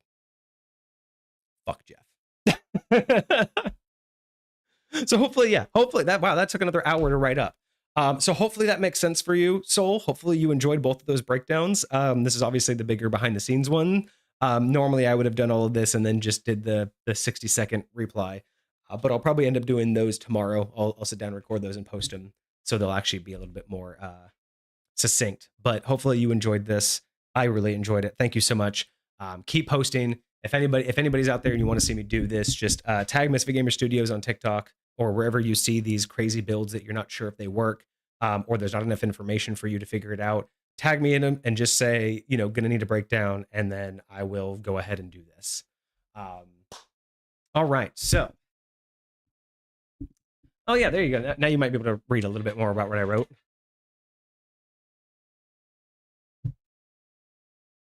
That's probably a little bit easier to read, huh?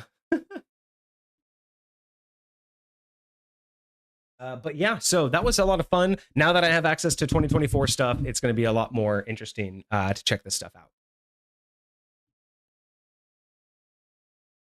And I did feel finally comfortable, like now that I was going to do this on stream, this was like the only time I felt comfortable playing like those TikToks on stream, because I know that I was going to stop, talk about them, break them down, and this is much more behind the scenes of how I'm like, you know what I mean? Like we're not just watching them just so for whatever. I'm actually like showing off like exactly, you know, why I was pulled to it, whose channel they were. I even mentioned one of the guys' names. Like, I'm really, really cautious about doing anything in line with what looks like stealing content. I really am up against that. I really want to make sure that we don't ever get caught in any of that crap.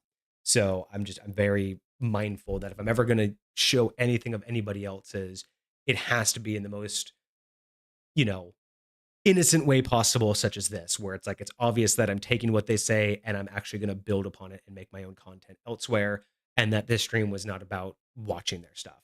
So if this was fun, if you guys enjoyed this, I would absolutely do more of these behind the scenes when I'm doing these responses. I will absolutely try to stream these on the weekends more, because this was a lot of fun. Helped me keep my ideas in focus. So if you enjoyed it, I'd enjoyed it. So that would be fun. Let's see, what else do we have?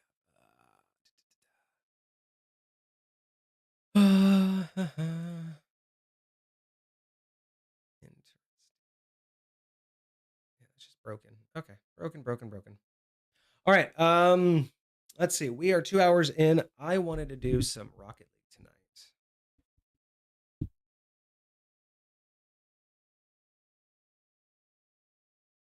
That's good. I'm glad that watching me have to do this stuff is entertaining for the, you know, because you never know, right? Like, you never know. Most of the time people think like paperwork and admin stuff is boring, so it's hard for me to think whether or not this is going to be entertaining for people to watch. I don't think it would have been entertaining for you guys to watch me do the research. Like, I definitely did that for 2 hours, and a lot of it was just me reading by myself or just trying to figure out like how to wrap my head around how I wanted to research it and how I was going to display it. This was a lot more fun and easy to make entertaining, because it was much more of this behind the scenes, how I'm going to talk about it on my little short. But I definitely wouldn't have wanted to do the reading part of the research. I think that would have that would have definitely brought down the vibe a lot. All right, so all right, well, we got a couple people still hanging out, which I appreciate. We are going to be doing some Rocket League here next. I'm getting that set up right now, making sure that there's no updates. I'm going to be changing everything around here. So if your vibe was all the D&D stuff, that is now over, and I wish you all the best. Hope that you have a great rest of your weekend. If you're down for some Rocket League, we are still grinding, practicing through Platinum, and trying to make it to Diamond on keyboard and mouse. So we will see.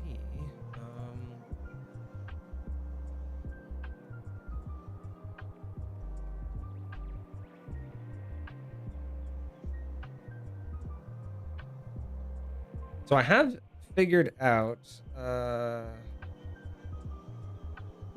I am finally now like in the proper league, like in terms of Rocket League, I am in the proper ranking, because I'm kind of fluctuating right where I should be for the amount of practice I feel like I don't have. So I'm probably not Diamond ready for sure, but I'm well within the area that I'm supposed to be.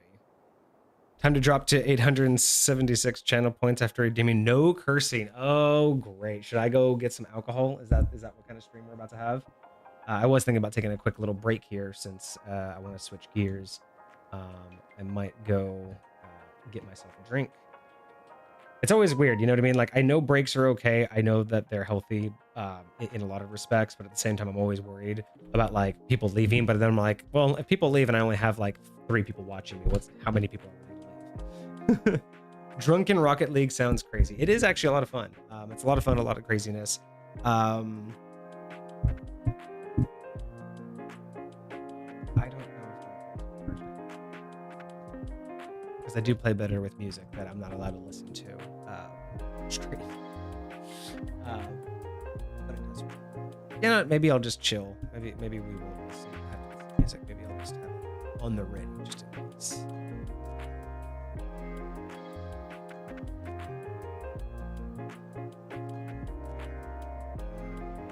Markets are tanking all over the place.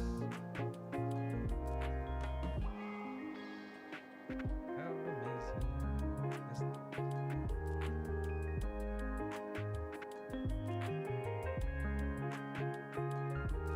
Oh well. Okay, so we'll do some Rocket League. Go make myself a drink real quick. We'll do some Rocket League. And yeah, we'll just chill out. We got a review tomorrow, so things are looking pretty good. So yeah, just give me a few minutes, guys. I'm gonna go to the bathroom, fix myself a drink, and then we are gonna get into this Rocket League nonsense. Cocktail time, yes, maybe. We'll see what I have. I'm actually running low right now. I have to go do a re-up. So give me like 2 or 3 minutes. If that's too long, I get it. Attention spans are low these days, so go enjoy the rest of your weekend. If not, I will see whoever's here in about 5 minutes or less than 5 minutes. Give me like, yeah, three minutes or so. I don't know. Just be patient, y'all. I appreciate it. Be right back.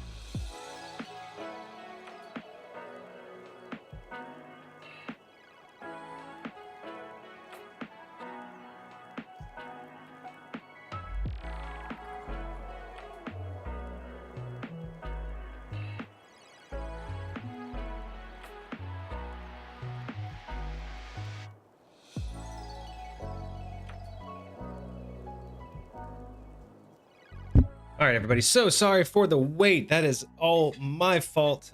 Bit of a mishap in the tavern, unfortunately. Sorry about that. I was making my drink, and one of the syrup bottles that we have fell to the floor. Cap exploded. Mess everywhere. You know how it is. But got that cleaned up. Everything's good.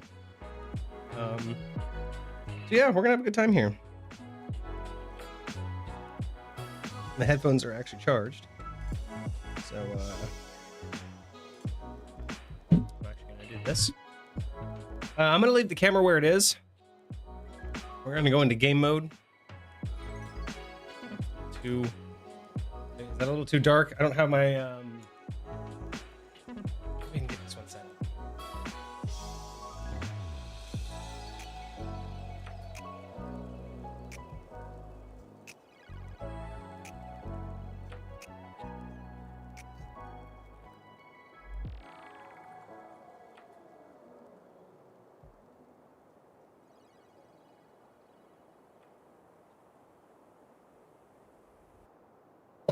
All right. Oh, that's so bright.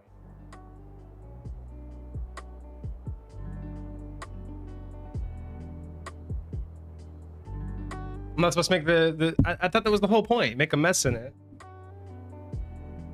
Was I supposed to make the mess on stream? Is that what you're saying?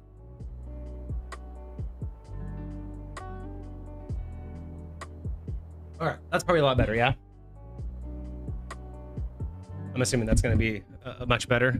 I'm not going to bother because we're going to stream tomorrow, so I really don't want to move the camera over just to move it back tomorrow. I'm just going to have to deal with my profile today.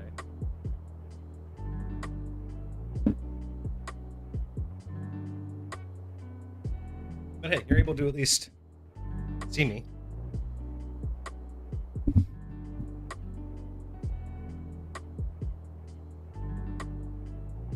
At least that's what the angle here.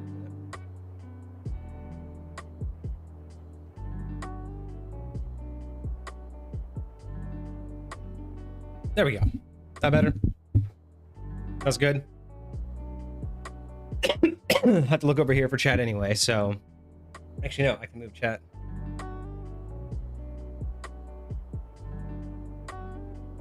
There, I can move chat over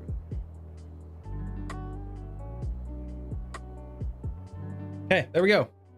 Everything looks good from you guys then. So how we looking? Boom, game is up. Well, hopefully y'all enjoy this. Like I said, I think I've pretty much gotten down to figuring out that I have landed where I belong again. My innate abilities, basically just where I'm at naturally or just instinctually with this game is about Plat 2, and that seems about right. That's always kind of where I've expected to be.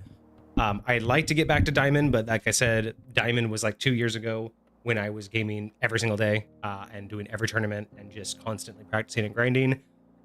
Now I'm at least playing every other day, so I'm getting back to that, and now I'm able to, I went from, shit, I think at my lowest I was Gold 1. So I ground from Gold 1 all the way up to Plat 2, back where I belong. And now I'm just practicing until I get back up to Diamond. Say thank you so much. Oh, Soul. Appreciate you. All right, so let's get back into this.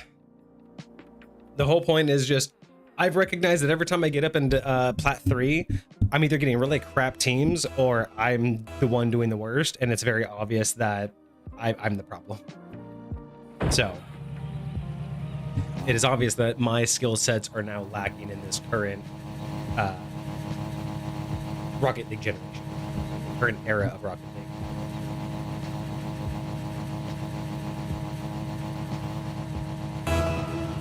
Here we go.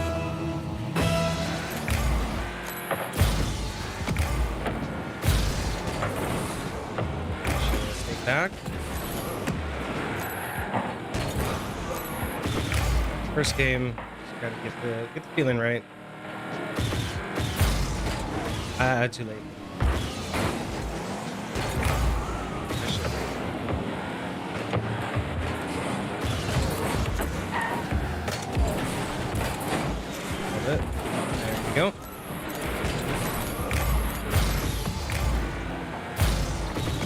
Nope, nope.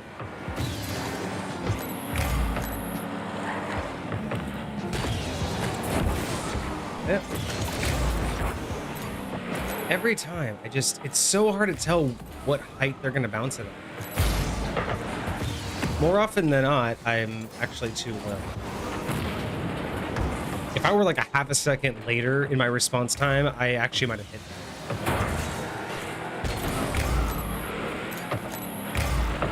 It's okay. It's the first game. I gotta get warmed up. Yeah? I can't believe that wasn't a save. I really don't know what exactly counts as a save. I don't know if it's only, if I think it might be something like it has to be going in. Oh shit, I was in the air. I don't know if it's just if it was going in or if it's like you're the only one that can possibly have saved. Should hit it to the side, man. I don't get that. Why do people hit it to the side like that? Like you gotta be able to hit it close to the shoulder. Wow. We deserve it. We both missed that so badly. I'm not even gonna lie, both of us. Ah. Okay, it's okay. It's warm up time. It's warm up time, chat. What am I doing? Oh my gosh. Oh my gosh. What am I doing? I just got possessed by a gold player there, chat. I have no excuse for this. Yeah, it's one of those situations. You don't know how high it's going to be, so you just gotta kind of not good enough. Nope, I should.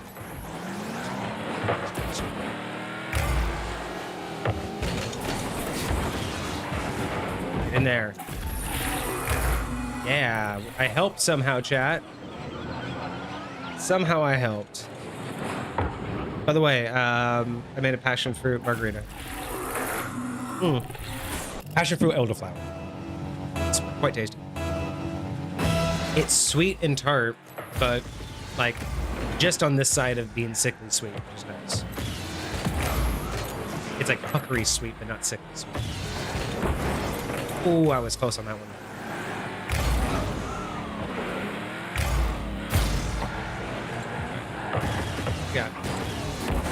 Got you. Let's go. Oh, get out of my way. Oh, that pinch would have been beautiful. Help it. No teammates to help it. Someone knock it in, please. You know what? It's okay. I know what I was doing there. It's because my team doesn't. It's because they don't understand this greatness. There. If they didn't understand the greatness, now they've seen it. You've seen the light.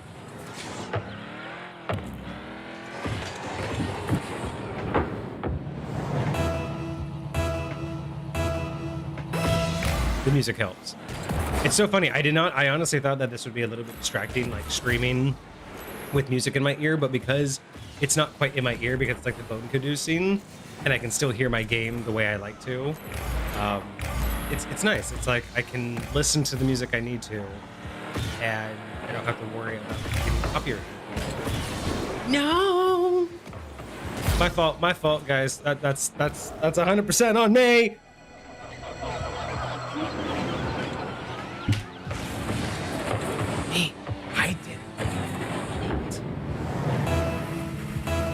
It's a mimic. What's a mimic? What did I miss? What's a mimic? Ah, I don't want to take it from you. Oh, I thought he was gonna take it. Okay. Teammates, go. No, I got this. Oh, nice. That was nice. Neither of us were there to get it, but it's okay. Oh, you did what I was gonna do, so that's cool. Appreciate that, enemy. Frenemy. Gotcha. I gotcha. Little twirl there. Come on, someone help it in. Come on. Right across goal. That was good. They were there for the assignment. Damn.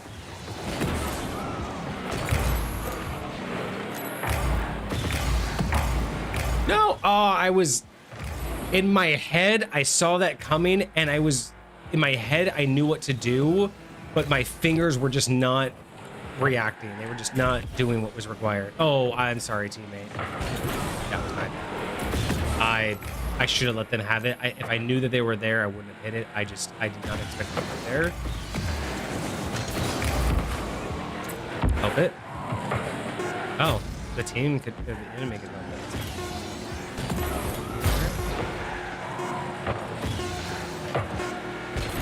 Cool. Ah, there we go.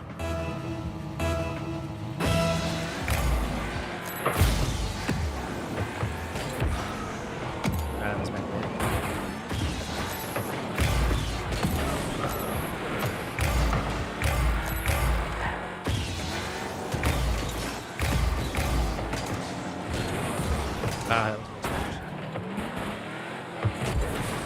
Oh, that would have been a great tail touch.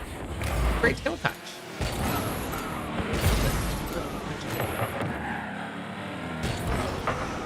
No, again, I knew it was happening. I saw it happen, play out in my head right about now, and I was in the air. There was just no way. There was nothing I could do. It's a mimic the margarita. Ah. That's all my fault. That game is 100% my fault.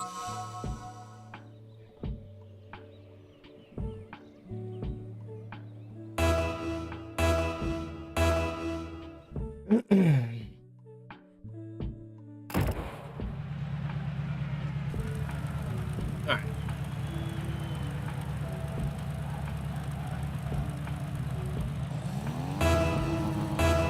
Oh, it's mine. Oh, ooh, that was a very aggressive angle. I was expecting a straight shot because I was there. Ooh! Give credit where credit's due. Don't hate just because they're the enemy. Damn, that was good. Look at this.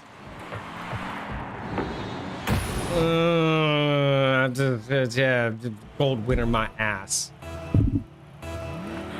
Smurf account, guaranteed.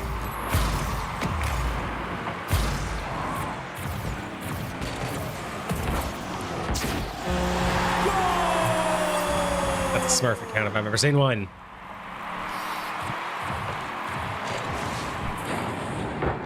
Oh, teammate was there for it. It would have been one of us. It's fine.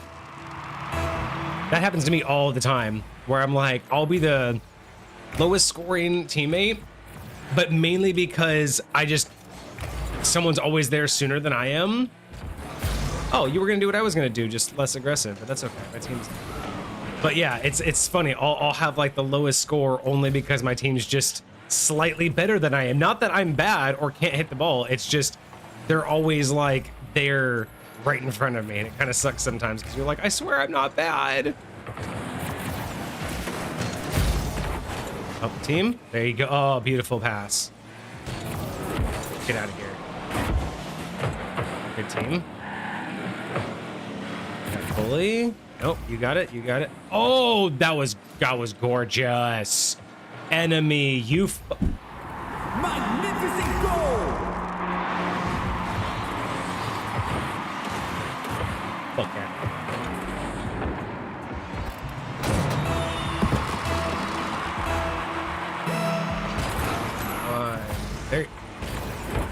They aren't that good.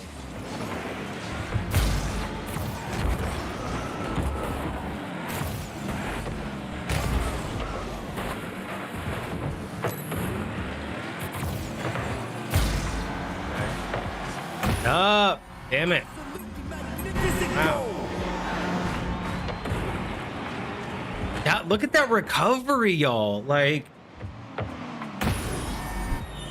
that recovery was really well done. That's almost too good. Too good. Are you an AI account? Are you a bot? That's a bot. That's AI. That's not a real person. You can't have that kind of reaction.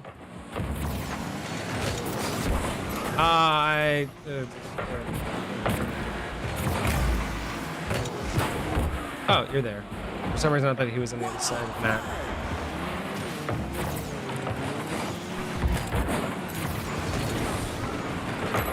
there, I can leave, and then I can come back. No! What? Bullshit. Oh, come on. What happened there, chat? Like, what happened? I had that perfect. Just like that. Like, I had it. It was butter smooth. And for some reason, it didn't let me. He turned to make a shot.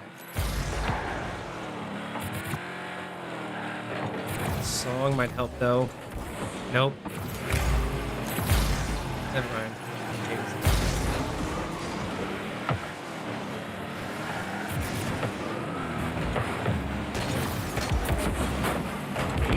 Nice. Nice. Keep it. Nice. I got this. Oh, no, I don't. I'm fucked. This. Okay. God damn it, dude. You hit it too many times. That's what I got. Come on. Come on. Come on. Yeah. There we go. We have a chance. We've redeemed ourselves, chat. We have a chance.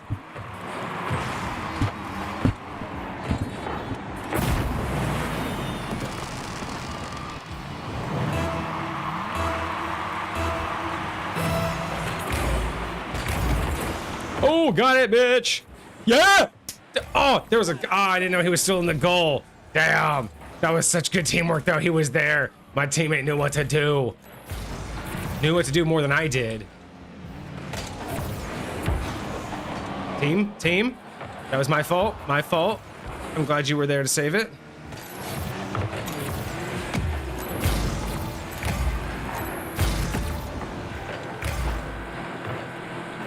Help.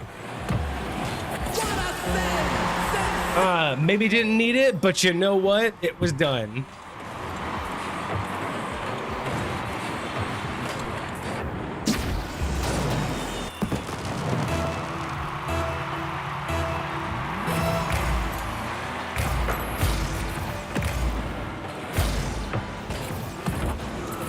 Oh, no, it was too harsh. Too harsh of an angle. Help. I don't want to hit you, bud. Teammate.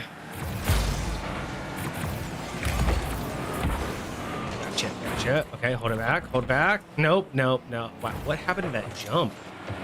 I didn't hit the space bar twice. That's what happened.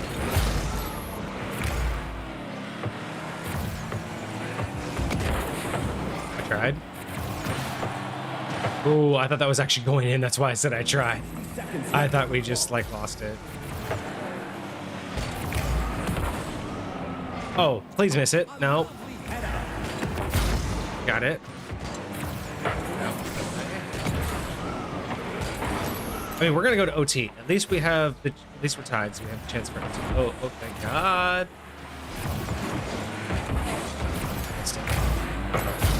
Chad, if you didn't see that, I missed that. 30 seconds left on the clock. Teammates, help it.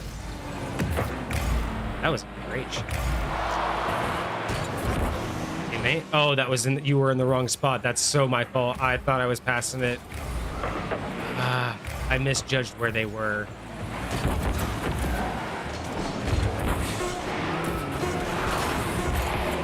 All right, we'll get OT. It's fine.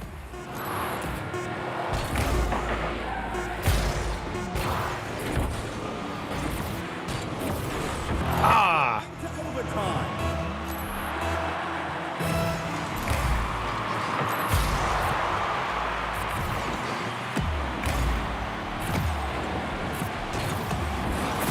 Nice, there we go. Oh, and I even got the, I don't know. Oh, no, I got the high five. I thought I got the assist. We're good.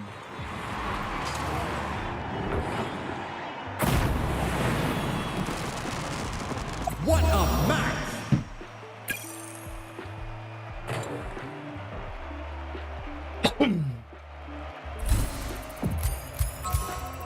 You know, maybe what I should do.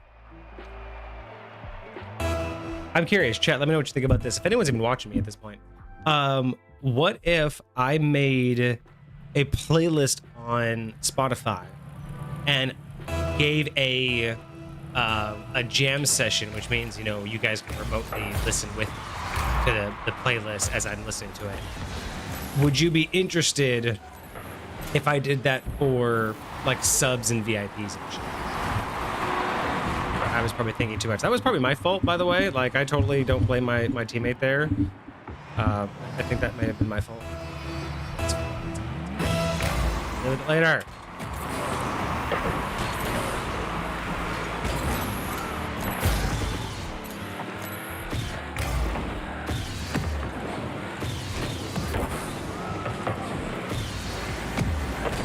I mean, I was there for it. I saw the assignment.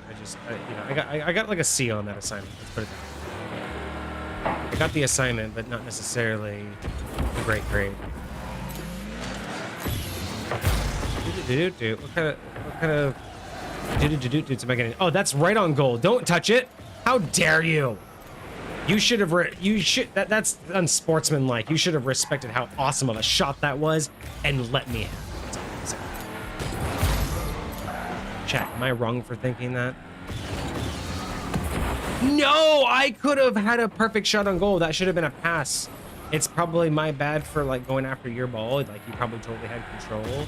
But I'm just saying, like, you don't understand how good of a pass that could have been. Oh, you You dirty rat. No. No. Got it. Yeah. No. Boost, but it doesn't matter. You don't need boost when you're this good, right? Pass. Dunk it. Yes. There we fucking go. Look at that. Look at that. Oh my. Oh, it feels so good. So good to have a team. This is what I'm talking about. Platinum, you actually get potential teamworks. People start learning to like trust you and what you're. Oh no, I went for that way too early, but he was there for it. I had no boost. Oh, I completely fucked my boost. I thought I had that. Bro, I had that way before you did. You had that way before I did. See, you gotta give credit where credit's due. You can't just be negative and point out what they do bad. You gotta understand when you do that. Wow, I fell for it too. I watched him do it, and I fell for it too. He did that.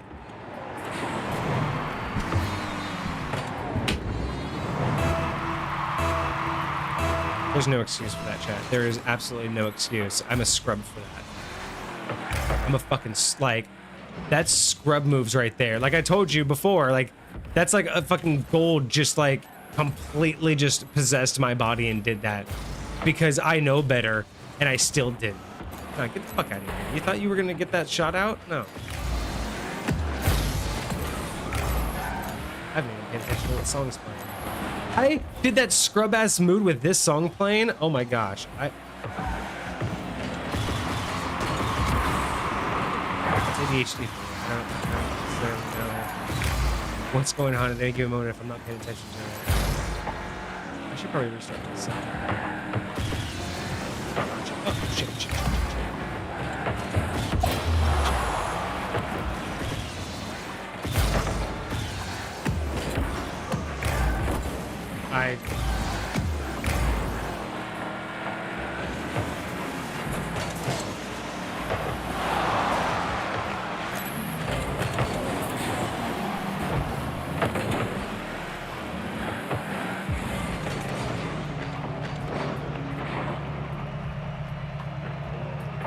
Okay.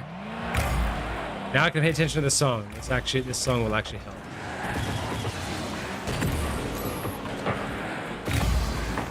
Here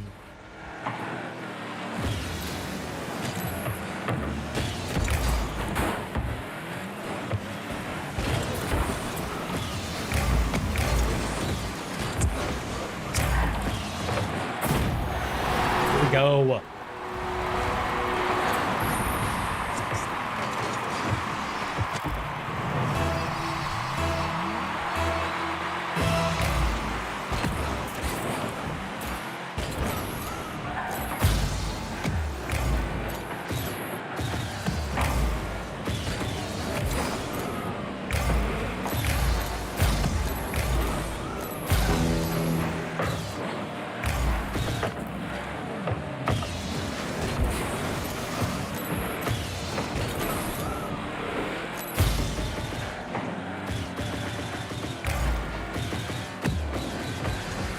Ah, I was too low.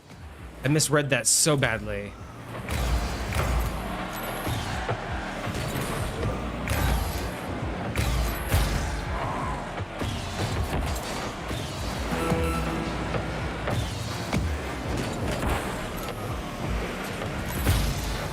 Team. Ah, that was good for the enemies.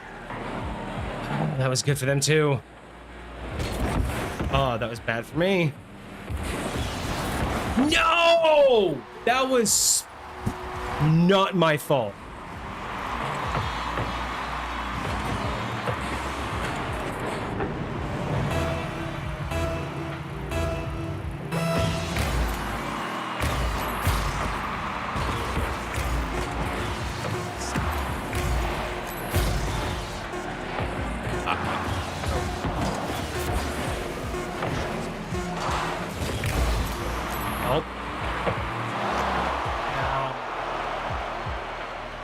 That would have been good though.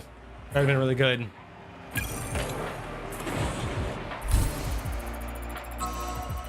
I might do that. I might make a playlist for gaming, specifically for gaming, and do that for like subs and VIPs. Because then I could do this, have, you know, ChillHop for streamers, but like those that are in the Discord and subs could hang out and like know what I'm jamming to, and you know what I'm like lip syncing to and shit. Bruh.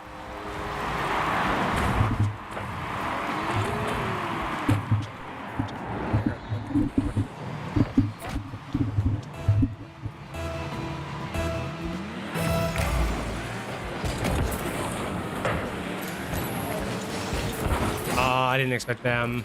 I should have, but I didn't. Again, that's like gold level thinking.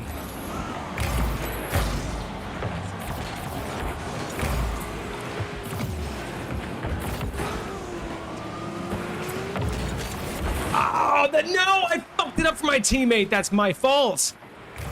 I should have just passed it.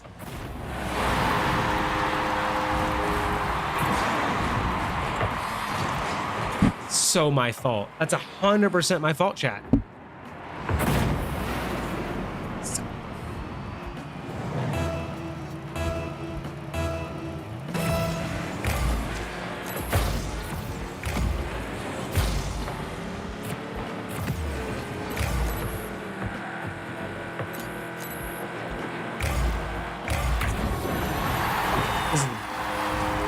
I should just sit back, let them finish this, because I am not up to par with these two.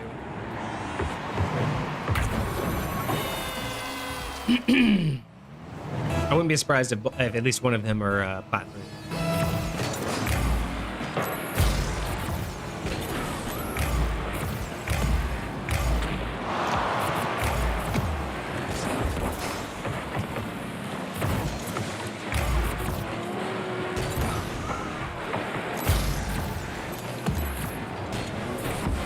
Oh, I was so close. That was...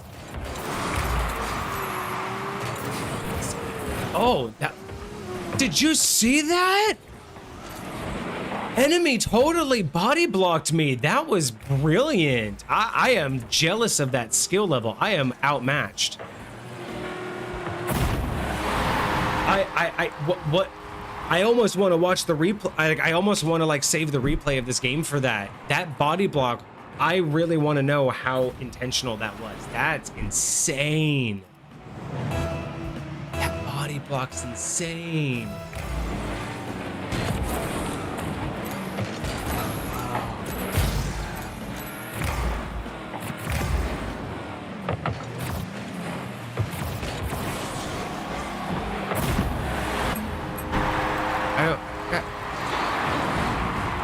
I was ready for it. Got in my way. I had to back away. You see what I mean? Like, that's not my fault.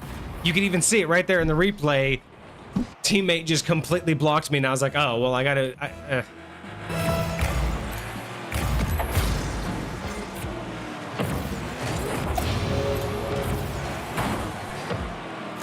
See what happens when you don't block me, team? Oh. Nothing I could have done for that.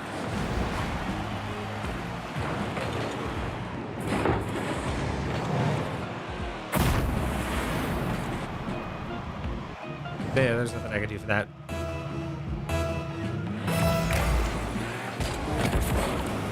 Team? Team?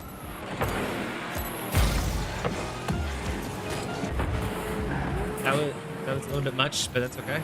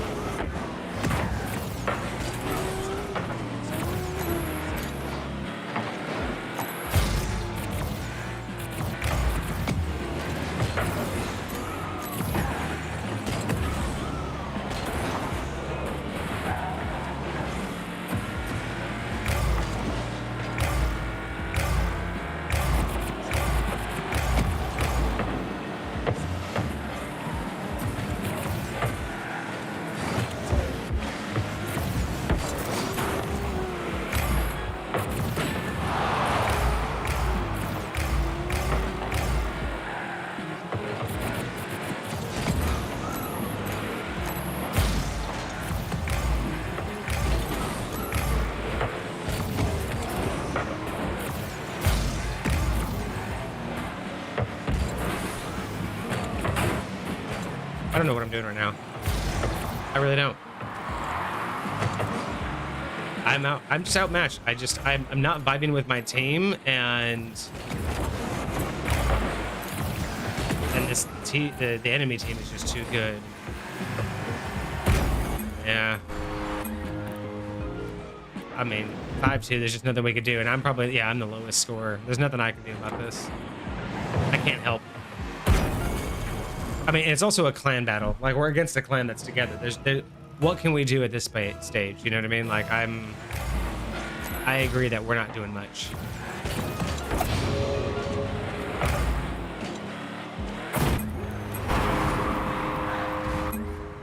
Come on. Like, we ain't winning this. I don't know what to do. Like, chat, what do you want me to do?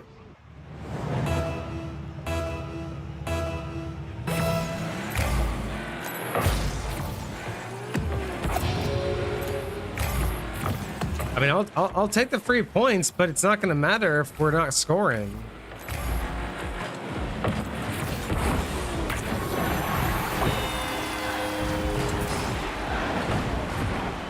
Well, there we go. I don't know what's going on here. Are we trying again? Maybe we're trying now. Maybe that's what's happening. Maybe it's one of those. Have you ever been in one of those games, chat? If you play this game, there's like this phenomenon that happens where you could just be doing terrible. You're not doing well with your team. You're not, you're just not vibing. And then someone votes to forfeit, and then suddenly you're just like an unstoppable team. Like this.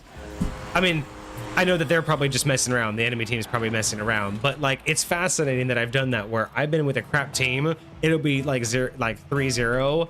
We'll just be like not working together. Someone will vote to forfeit.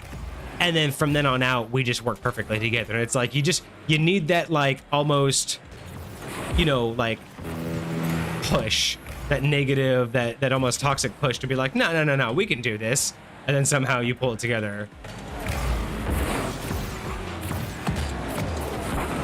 I could have touched that and solved that problem, but I didn't.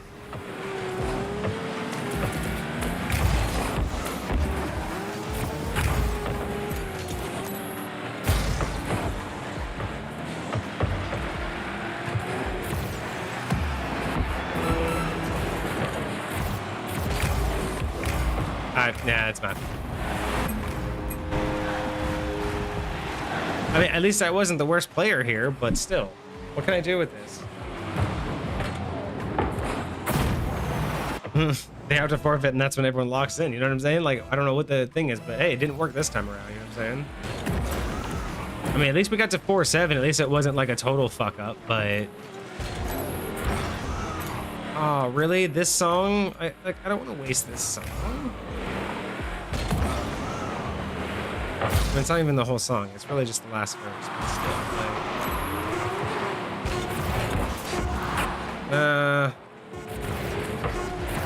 That was a shitty hit. That did nothing for the team. All right, let me check if there's a tournament coming up.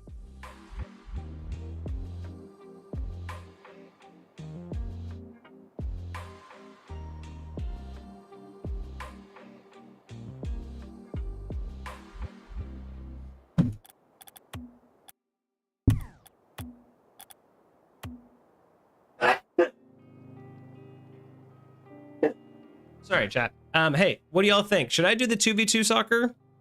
Or should I just keep doing comp? Should I practice comp? I don't do 2v2 comp at all. So 2v2 tournament is more of just helping a little bit with certain mechanics of gaming. Comp? Just comp? All right, let's just do comp.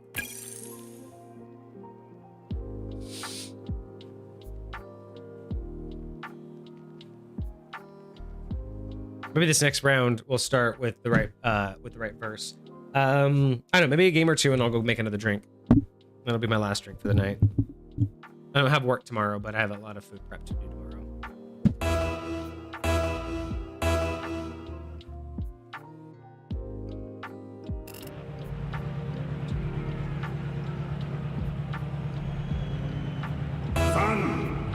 Go.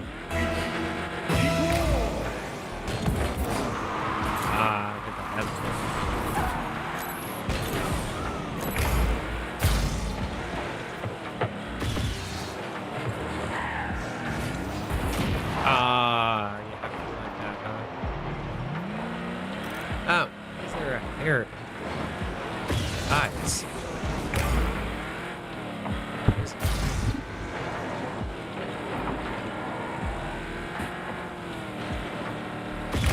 I have like a hair somewhere on my face, and I can just see it like glaring. I can't actually feel it.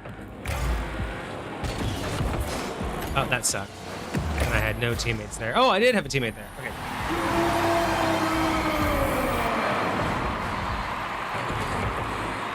All right, I think I got it.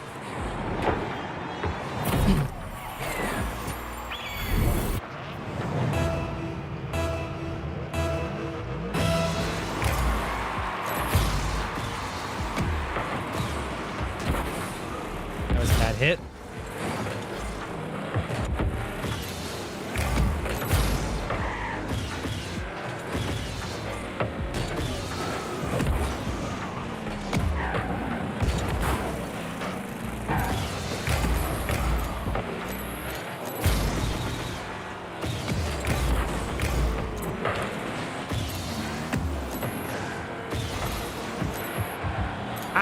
I could have tapped that in.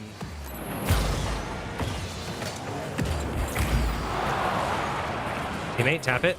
There we go. Teammate, what you doing with it? Stopped it. Back to goal.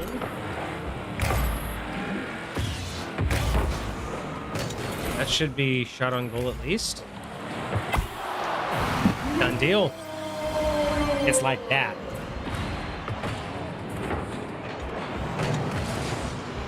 Ooh.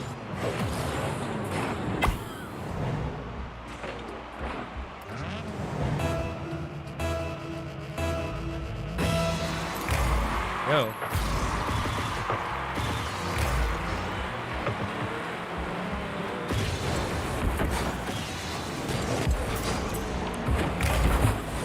I didn't have any more boost left. I was hoping I could tap it.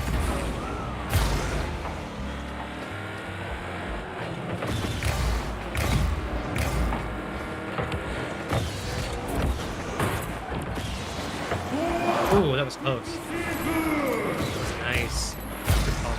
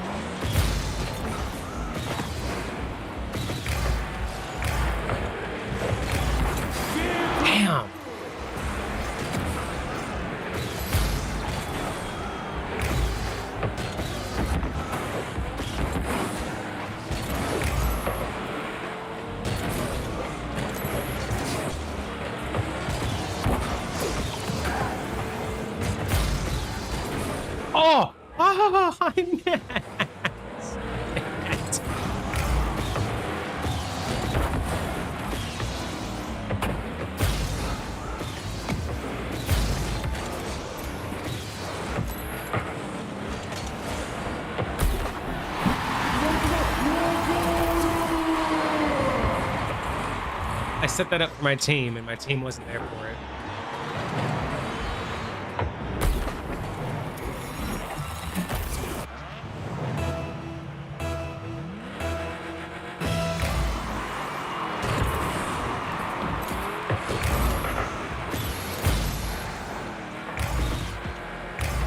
What are we gonna do? Not that.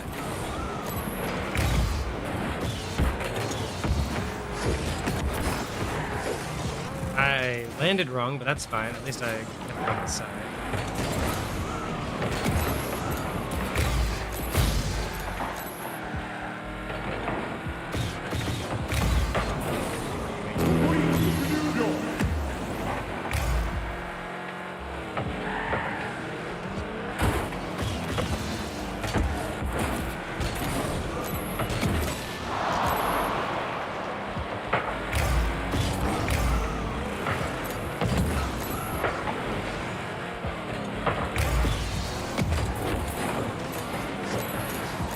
Yeah, that was always that was gonna lose the fight. Ah! Try to get out of your way, man. My bad.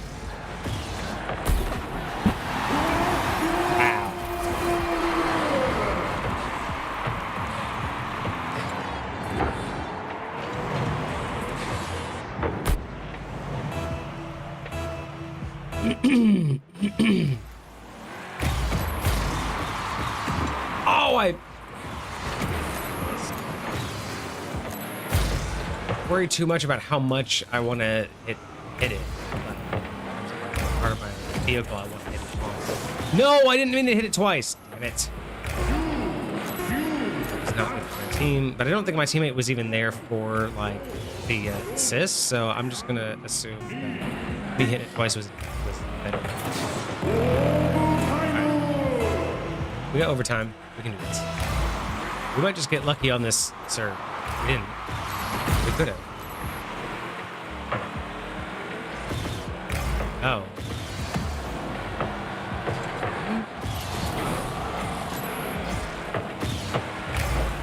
Hit it?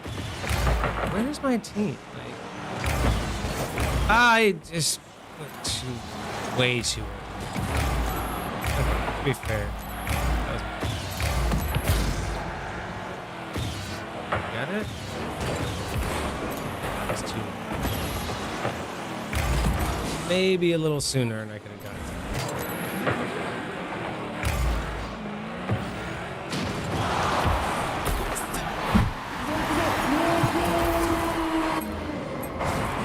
Was that going in? Was that even going in? Or should I have let that go? There's probably gonna... Oh, I didn't set the category, did I? Of course I didn't. Damn it. I changed the title and everything. Thank you for letting me know that. Maybe that's why I'm not playing well. Maybe there was like the error.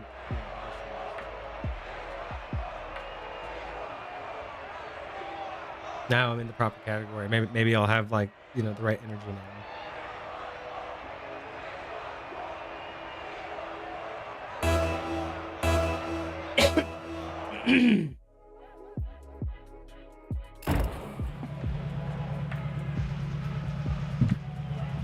Here we go.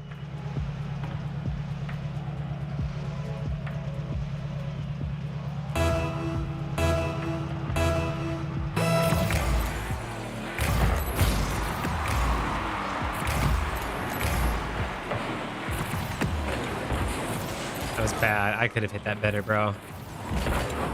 Wow, come on. What are you doing?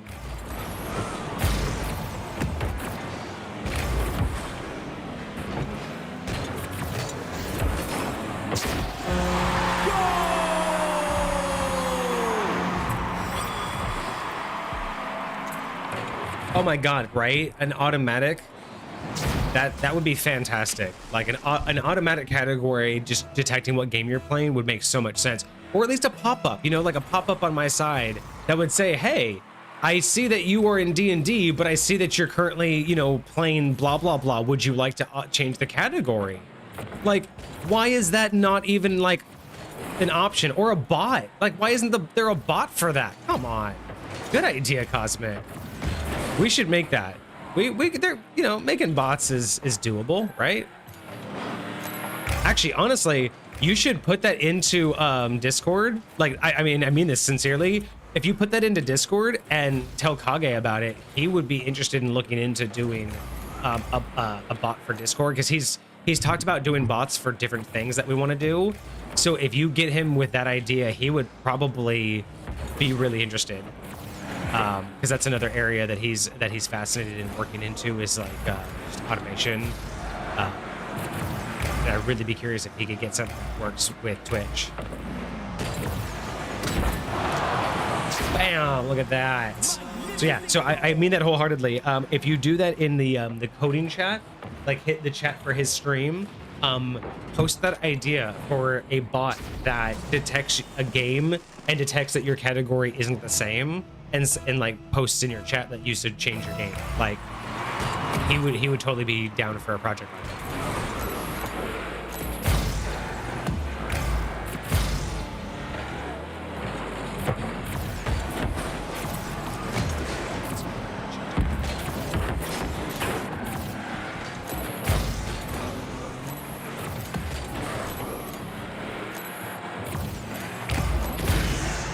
Sensational goal!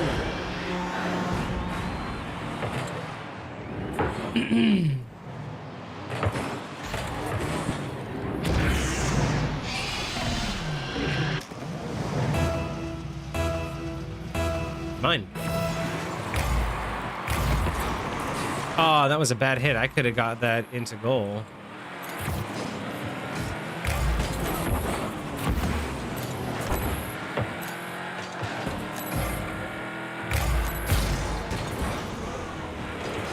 Nice.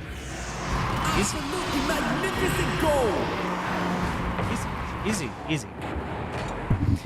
By the way, how you doing, Cosmic? How's your weekend? I have a chance to think because we're so far ahead.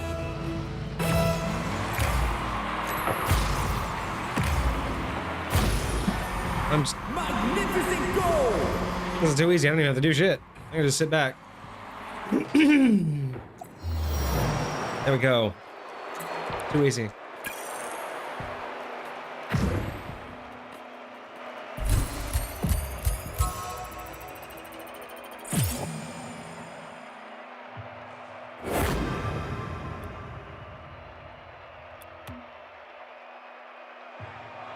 All right, Division 2. Yeah, we're just gonna grind. Probably back up to 3. I don't belong in 3 right now yet. I really have to be practiced more. I really have to get better before I can earn diamond, and even 3.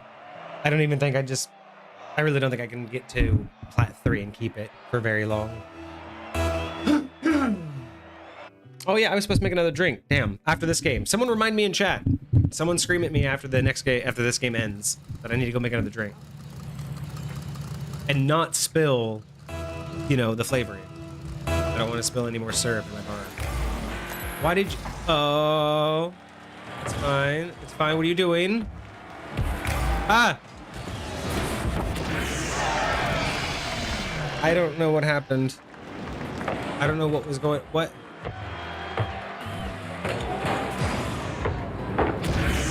That was all bad. Everything was bad about that. I was so confused. Yes, yes, exactly. You got it, Soul.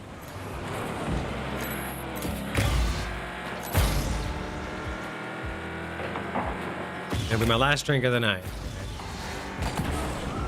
At least it'll be a nice little sip.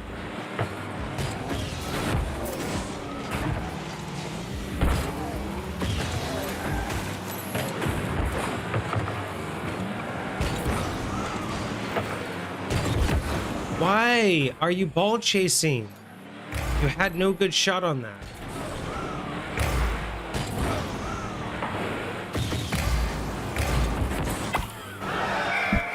My other teammate just absolutely useless.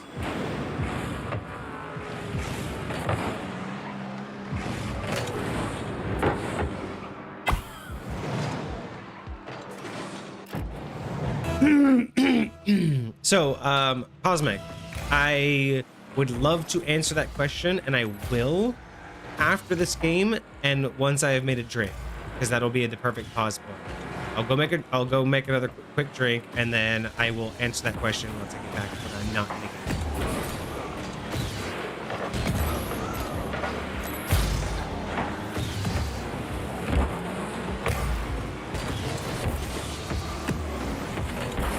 Oh, I almost hit it.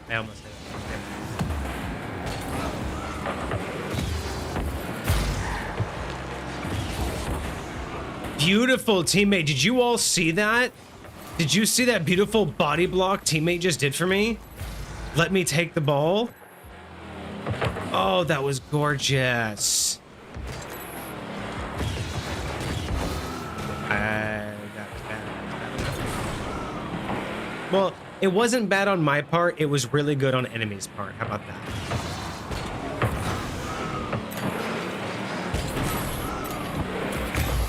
Because sometimes it's not you being bad, it's them being better. Like, that's another thing that I've learned that you have to really get into the mindset of if you want to actually like get better, is you have to stop looking at it from the point of view of like the toxic community of you're either good or you're not. Like, you're either good or you suck. You got to remember that what people really don't like, you know, think of is that it's not always about you being bad or doing something wrong, right? It's not, sometimes it's not about like it could have had a better outcome. Sometimes you could be at your best and you've just run into someone who's better. You know what I mean? Like, that's all it can be.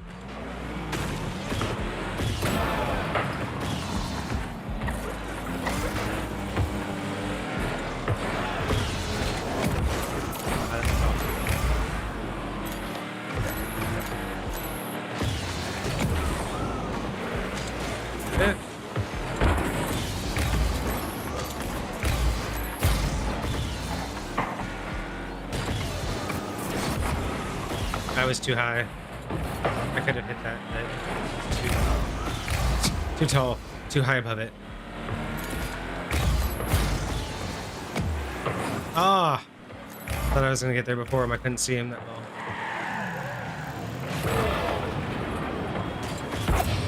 Yeah, that didn't happen. That was nice. That my teammate was there. They're not. My teammates aren't aggressive enough. That's the problem. I think that's why I'm having an issue. It's like I'm clearing a path, but my teammates are nowhere. Like, I'm clearing a path far too early for them. So I'm thinking they have a clear shot, but they don't even realize that they should be taking a shot. And I just missed it. No, this other team is just absolutely on point. This whole other team is on point. I think it was a ballsy play. All right, we have a minute. We might be able to do this. Me and Toasted Boy. Come on, Toasted Boy. Toasted Boy. Got that. He's toasted as fuck, boy. Got this. 1 point, and then we can go into overtime, and we're cool with that. Oh, beautiful, beautiful. No, why did you, Blue? Why did you have to be so good? No, get out of here. You ain't gonna get no shot like that. It ain't that kind of game. Oh, you motherfucker! Did you see that disrespect? The audacity he had to let me miss that amazing shot and go into overtime. They don't respect the game. Fuckers. That shot was beautiful, and they should have let me have it.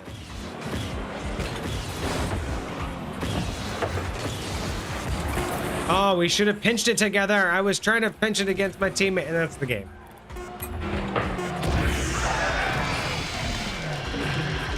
Ah.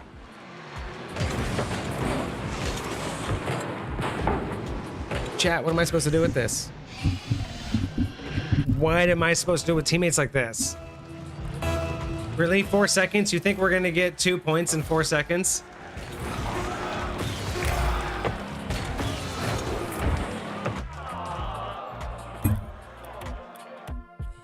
All right. I'll be right back. I'll come back with a drink and I'll answer your question, Cosmic.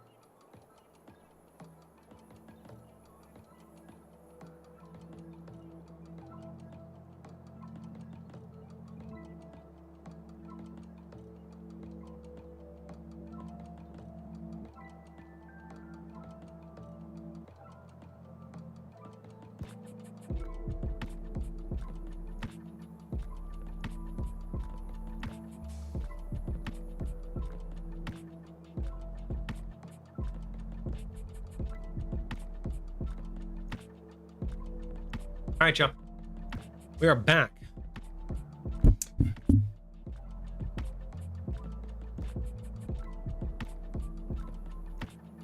I did not make a mess this time. So congrats. So you're going with the summon build, Chronic Spirit, Wrath, Guardian Nature, main spells. We're 2 OP for action. Okay, so here's the thing. Cosmic, going back to your question. So let's have a little bit of a D&D moment. So here's the thing about your question, reviewing character builds. Hug and I have talked a lot about this. We've talked a little bit about it on stream. So the main issue comes down to, well, it comes down to a couple things. One, it's perspective. In one sense, Kage and I game in a very different way than most people. So when we talk about character builds, Kage and I do not look at things from a top-down point of view. We don't build things from their most powerful and then figure out how to get there, right? That's something that's much more akin to 5th edition because of how accessible the information is. It's so much easier to just look at, like, well, do I want to be this fighter? And instead of looking at what you get right out the gate, most people want to look at, well, what can I get down the road, right? And that's what gets that mindset. So we don't really build out that way. So there's a difficulty understanding, like, for us, there's just a difficulty approaching that kind of a review. Secondly, when we look at, because when we've talked about doing like character reviews, what it comes down to is, outside of perspective, without context, without really anything for us specifically, for Kage and I and the way that we game, without any real context, we don't understand what we're reviewing. You know what I mean? Like, if you give us, would you say, a level 9 character, right? Like, I've looked at character sheets. If I get a level 9 character sheet and I look at it, it's like, look, I could look at the race and find out what the race gets. I could look at the subclass and look at what the subclass gets. But outside of that, outside of knowing what the things can get, I could look at, I mean, if we were asked, does this race and subclass go well together? We could discuss that. But a character build, in the sense of all the things that it can do, for the most part, just becomes it really, in a sense, for us, becomes just a laundry list of things that can be done. You know, it's a list of feats, it's a list of features and all of that. But for us, that doesn't really paint any picture, because it's all without context. If you give me a giant build, but where is it? What kind of world does it live in? What kind of things has it faced? What kind of campaign is it in? What storyline does it have? For us, there's no real understanding of, if you give me a build, I mean, I might be able to say, you know, this race and this class have some synergy, but I don't really know what I'm looking at. If you say if you say that you chose a wizard and you chose a certain spell list, right? And you say, these are the spells that I know, I would have to go out of my way to learn, because I don't know them off the top of my head. I'd have to go and look at every spell that you could have had an option for. And then I would have to figure out if this was the right balance, right? Like with just a character sheet and a character build, there's so much missing context. For us, there's just not a lot for us to understand and really discuss. We've tried to do it. We've had some people send stuff in the Discord, but that's just the problem, right? It's like, for us, we really don't understand character builds because a lot of the details get missed in context. We can look at the greater scheme of it, about like the subclass that you chose, about the abilities that you get from the race, but that's more mechanical discussions than it is understanding the character. And understanding the character is much more about why it was chosen. Because for us, we are disconnected from the idea of, I chose all of this because it can do XYZ. That sounds cool to us, but we're disconnected from that. For us, it's much more of a, well, my character started out like A, B, C, but because of all of these shenanigans that we've gone through, they're now at this level and with, XYZ characteristics. that's something that we can get into more than just looking at a character because of what it can do and making a judgment. I don't know how to judge something like that. So in terms of trying to do that on stream, we've talked about it and we have yet to understand how we could really do it in an entertaining way and B, in a way that we would be able to give constructive feedback. Because at the end of the day, it would either take a lot of research to figure out what the alternative options, or it would really take a novel. It would basically take, you know, several paragraphs of context to understand what the character is, what it's doing, why all of these things are relevant. Because otherwise, we don't have anything to compare it to. If you say, hey, is this character cool for a 9th level build? I don't know I don't know what kind of world it's playing in. I don't know what kind of creatures it fights. I don't know what kind of party it's part of. I don't know how to judge whether or not your 9th level build is a good build. Because you could tell me, well, in this situation, it can do X, Y, Z. But while that may be true, I don't know if you're going to likely be running, you know, to run into that situation. And that's kind of like my issue with doing those kind of like discussions is without a lot of context, and a lot of context is difficult to get. Full character like reviews or breakdowns are very difficult for Kage and I because we don't have the same mindset that people do when they build them out. I'm sure like if you post it in Discord, I'm sure there's a ton of people like I'm sure Soul, Hecate, Pokeniner, if you post it in Discord under like because you're gonna say that you wanted to run it for a campaign, post it in the campaign chat or in the campaign channel. Ping some people and, you know, ask them because I'm pretty sure Hecate, Soul, Pokeniner, I'm pretty sure they would all have opinions that you're looking for.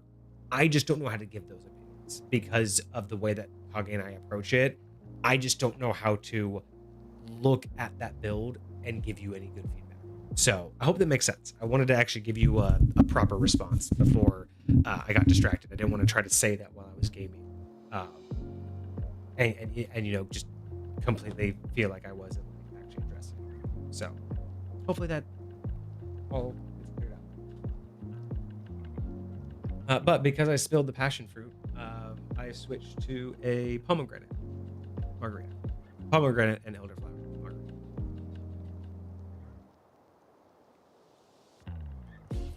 Ooh.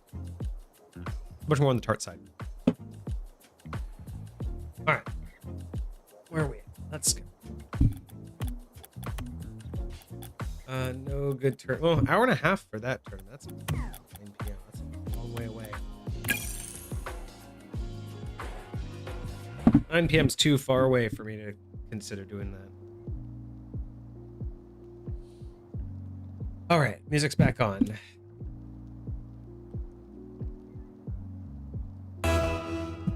It is. It was good to have a breather. Now we can get back to the rage.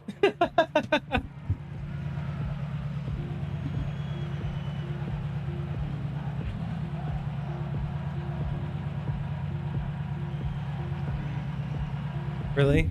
Is the teammate that you're partied up with not going to join the match? Really? That's always funny to me. Like, he's obviously grouped up. Someone's internet connection isn't too good.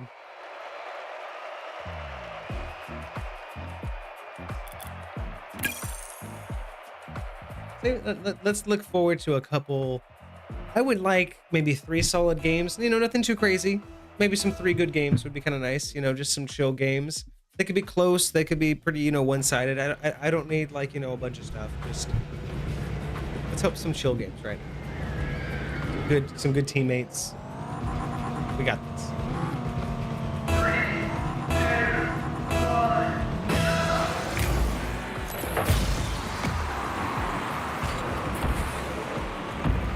Nice pass. Look at that. Beautiful. Let's go. That's what we want. That's what we want right there. We're chill. We're chilling. We got a new drink. We answered Cosmic's question, and now we're just chilling with a good team. Let's go, Mr. Pigeon.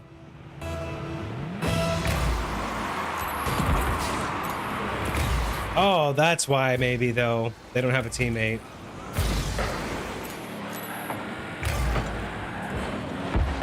Oh, I'm glad I backed out.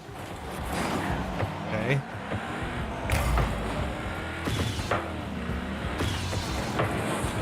Teammate, you were in the way. I didn't expect you to stay in the way.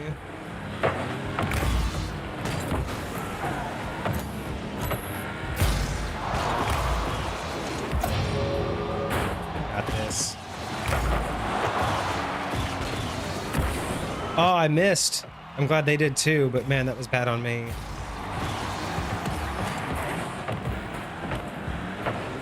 Come on, their teammate even left. How are they this good without their teammate? Actually, I've done that before. Oh, my bad, teammate. That was my fault. I'm gonna get this out of there because that was my fault that we got caught in that situation.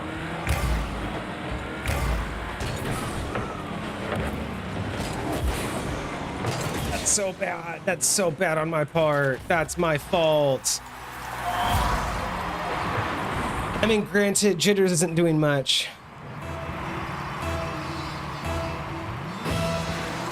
I saw your post, Cosmic. I just didn't get to read all of it yet, so I will get to that later.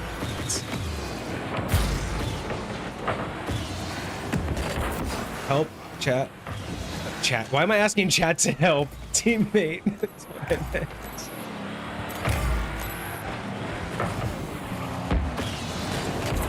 Oh, and their teammate came back. Uh-oh, we're in trouble. We're in trouble. If they were able to get a shot on goal with only 2, we're fucked if they have 3. I don't know, maybe their other teammate sucks, and maybe their teammate will get in their way a lot.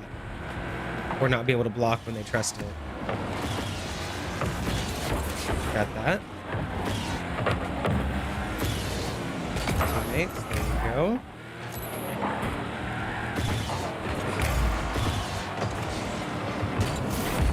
Got it. Teammates.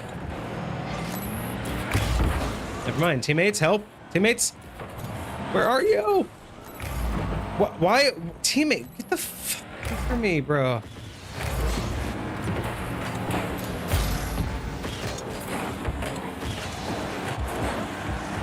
Ah! There we go. We got there in the end, chat.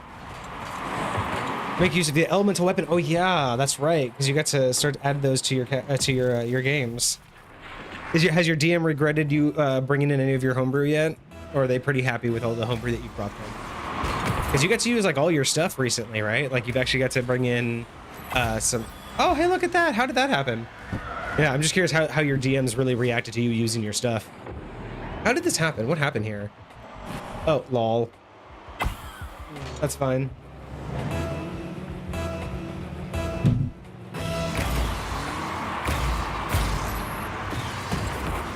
Got this. I wasn't even paying attention. I was kind of paying more attention to whoever was at my front porch.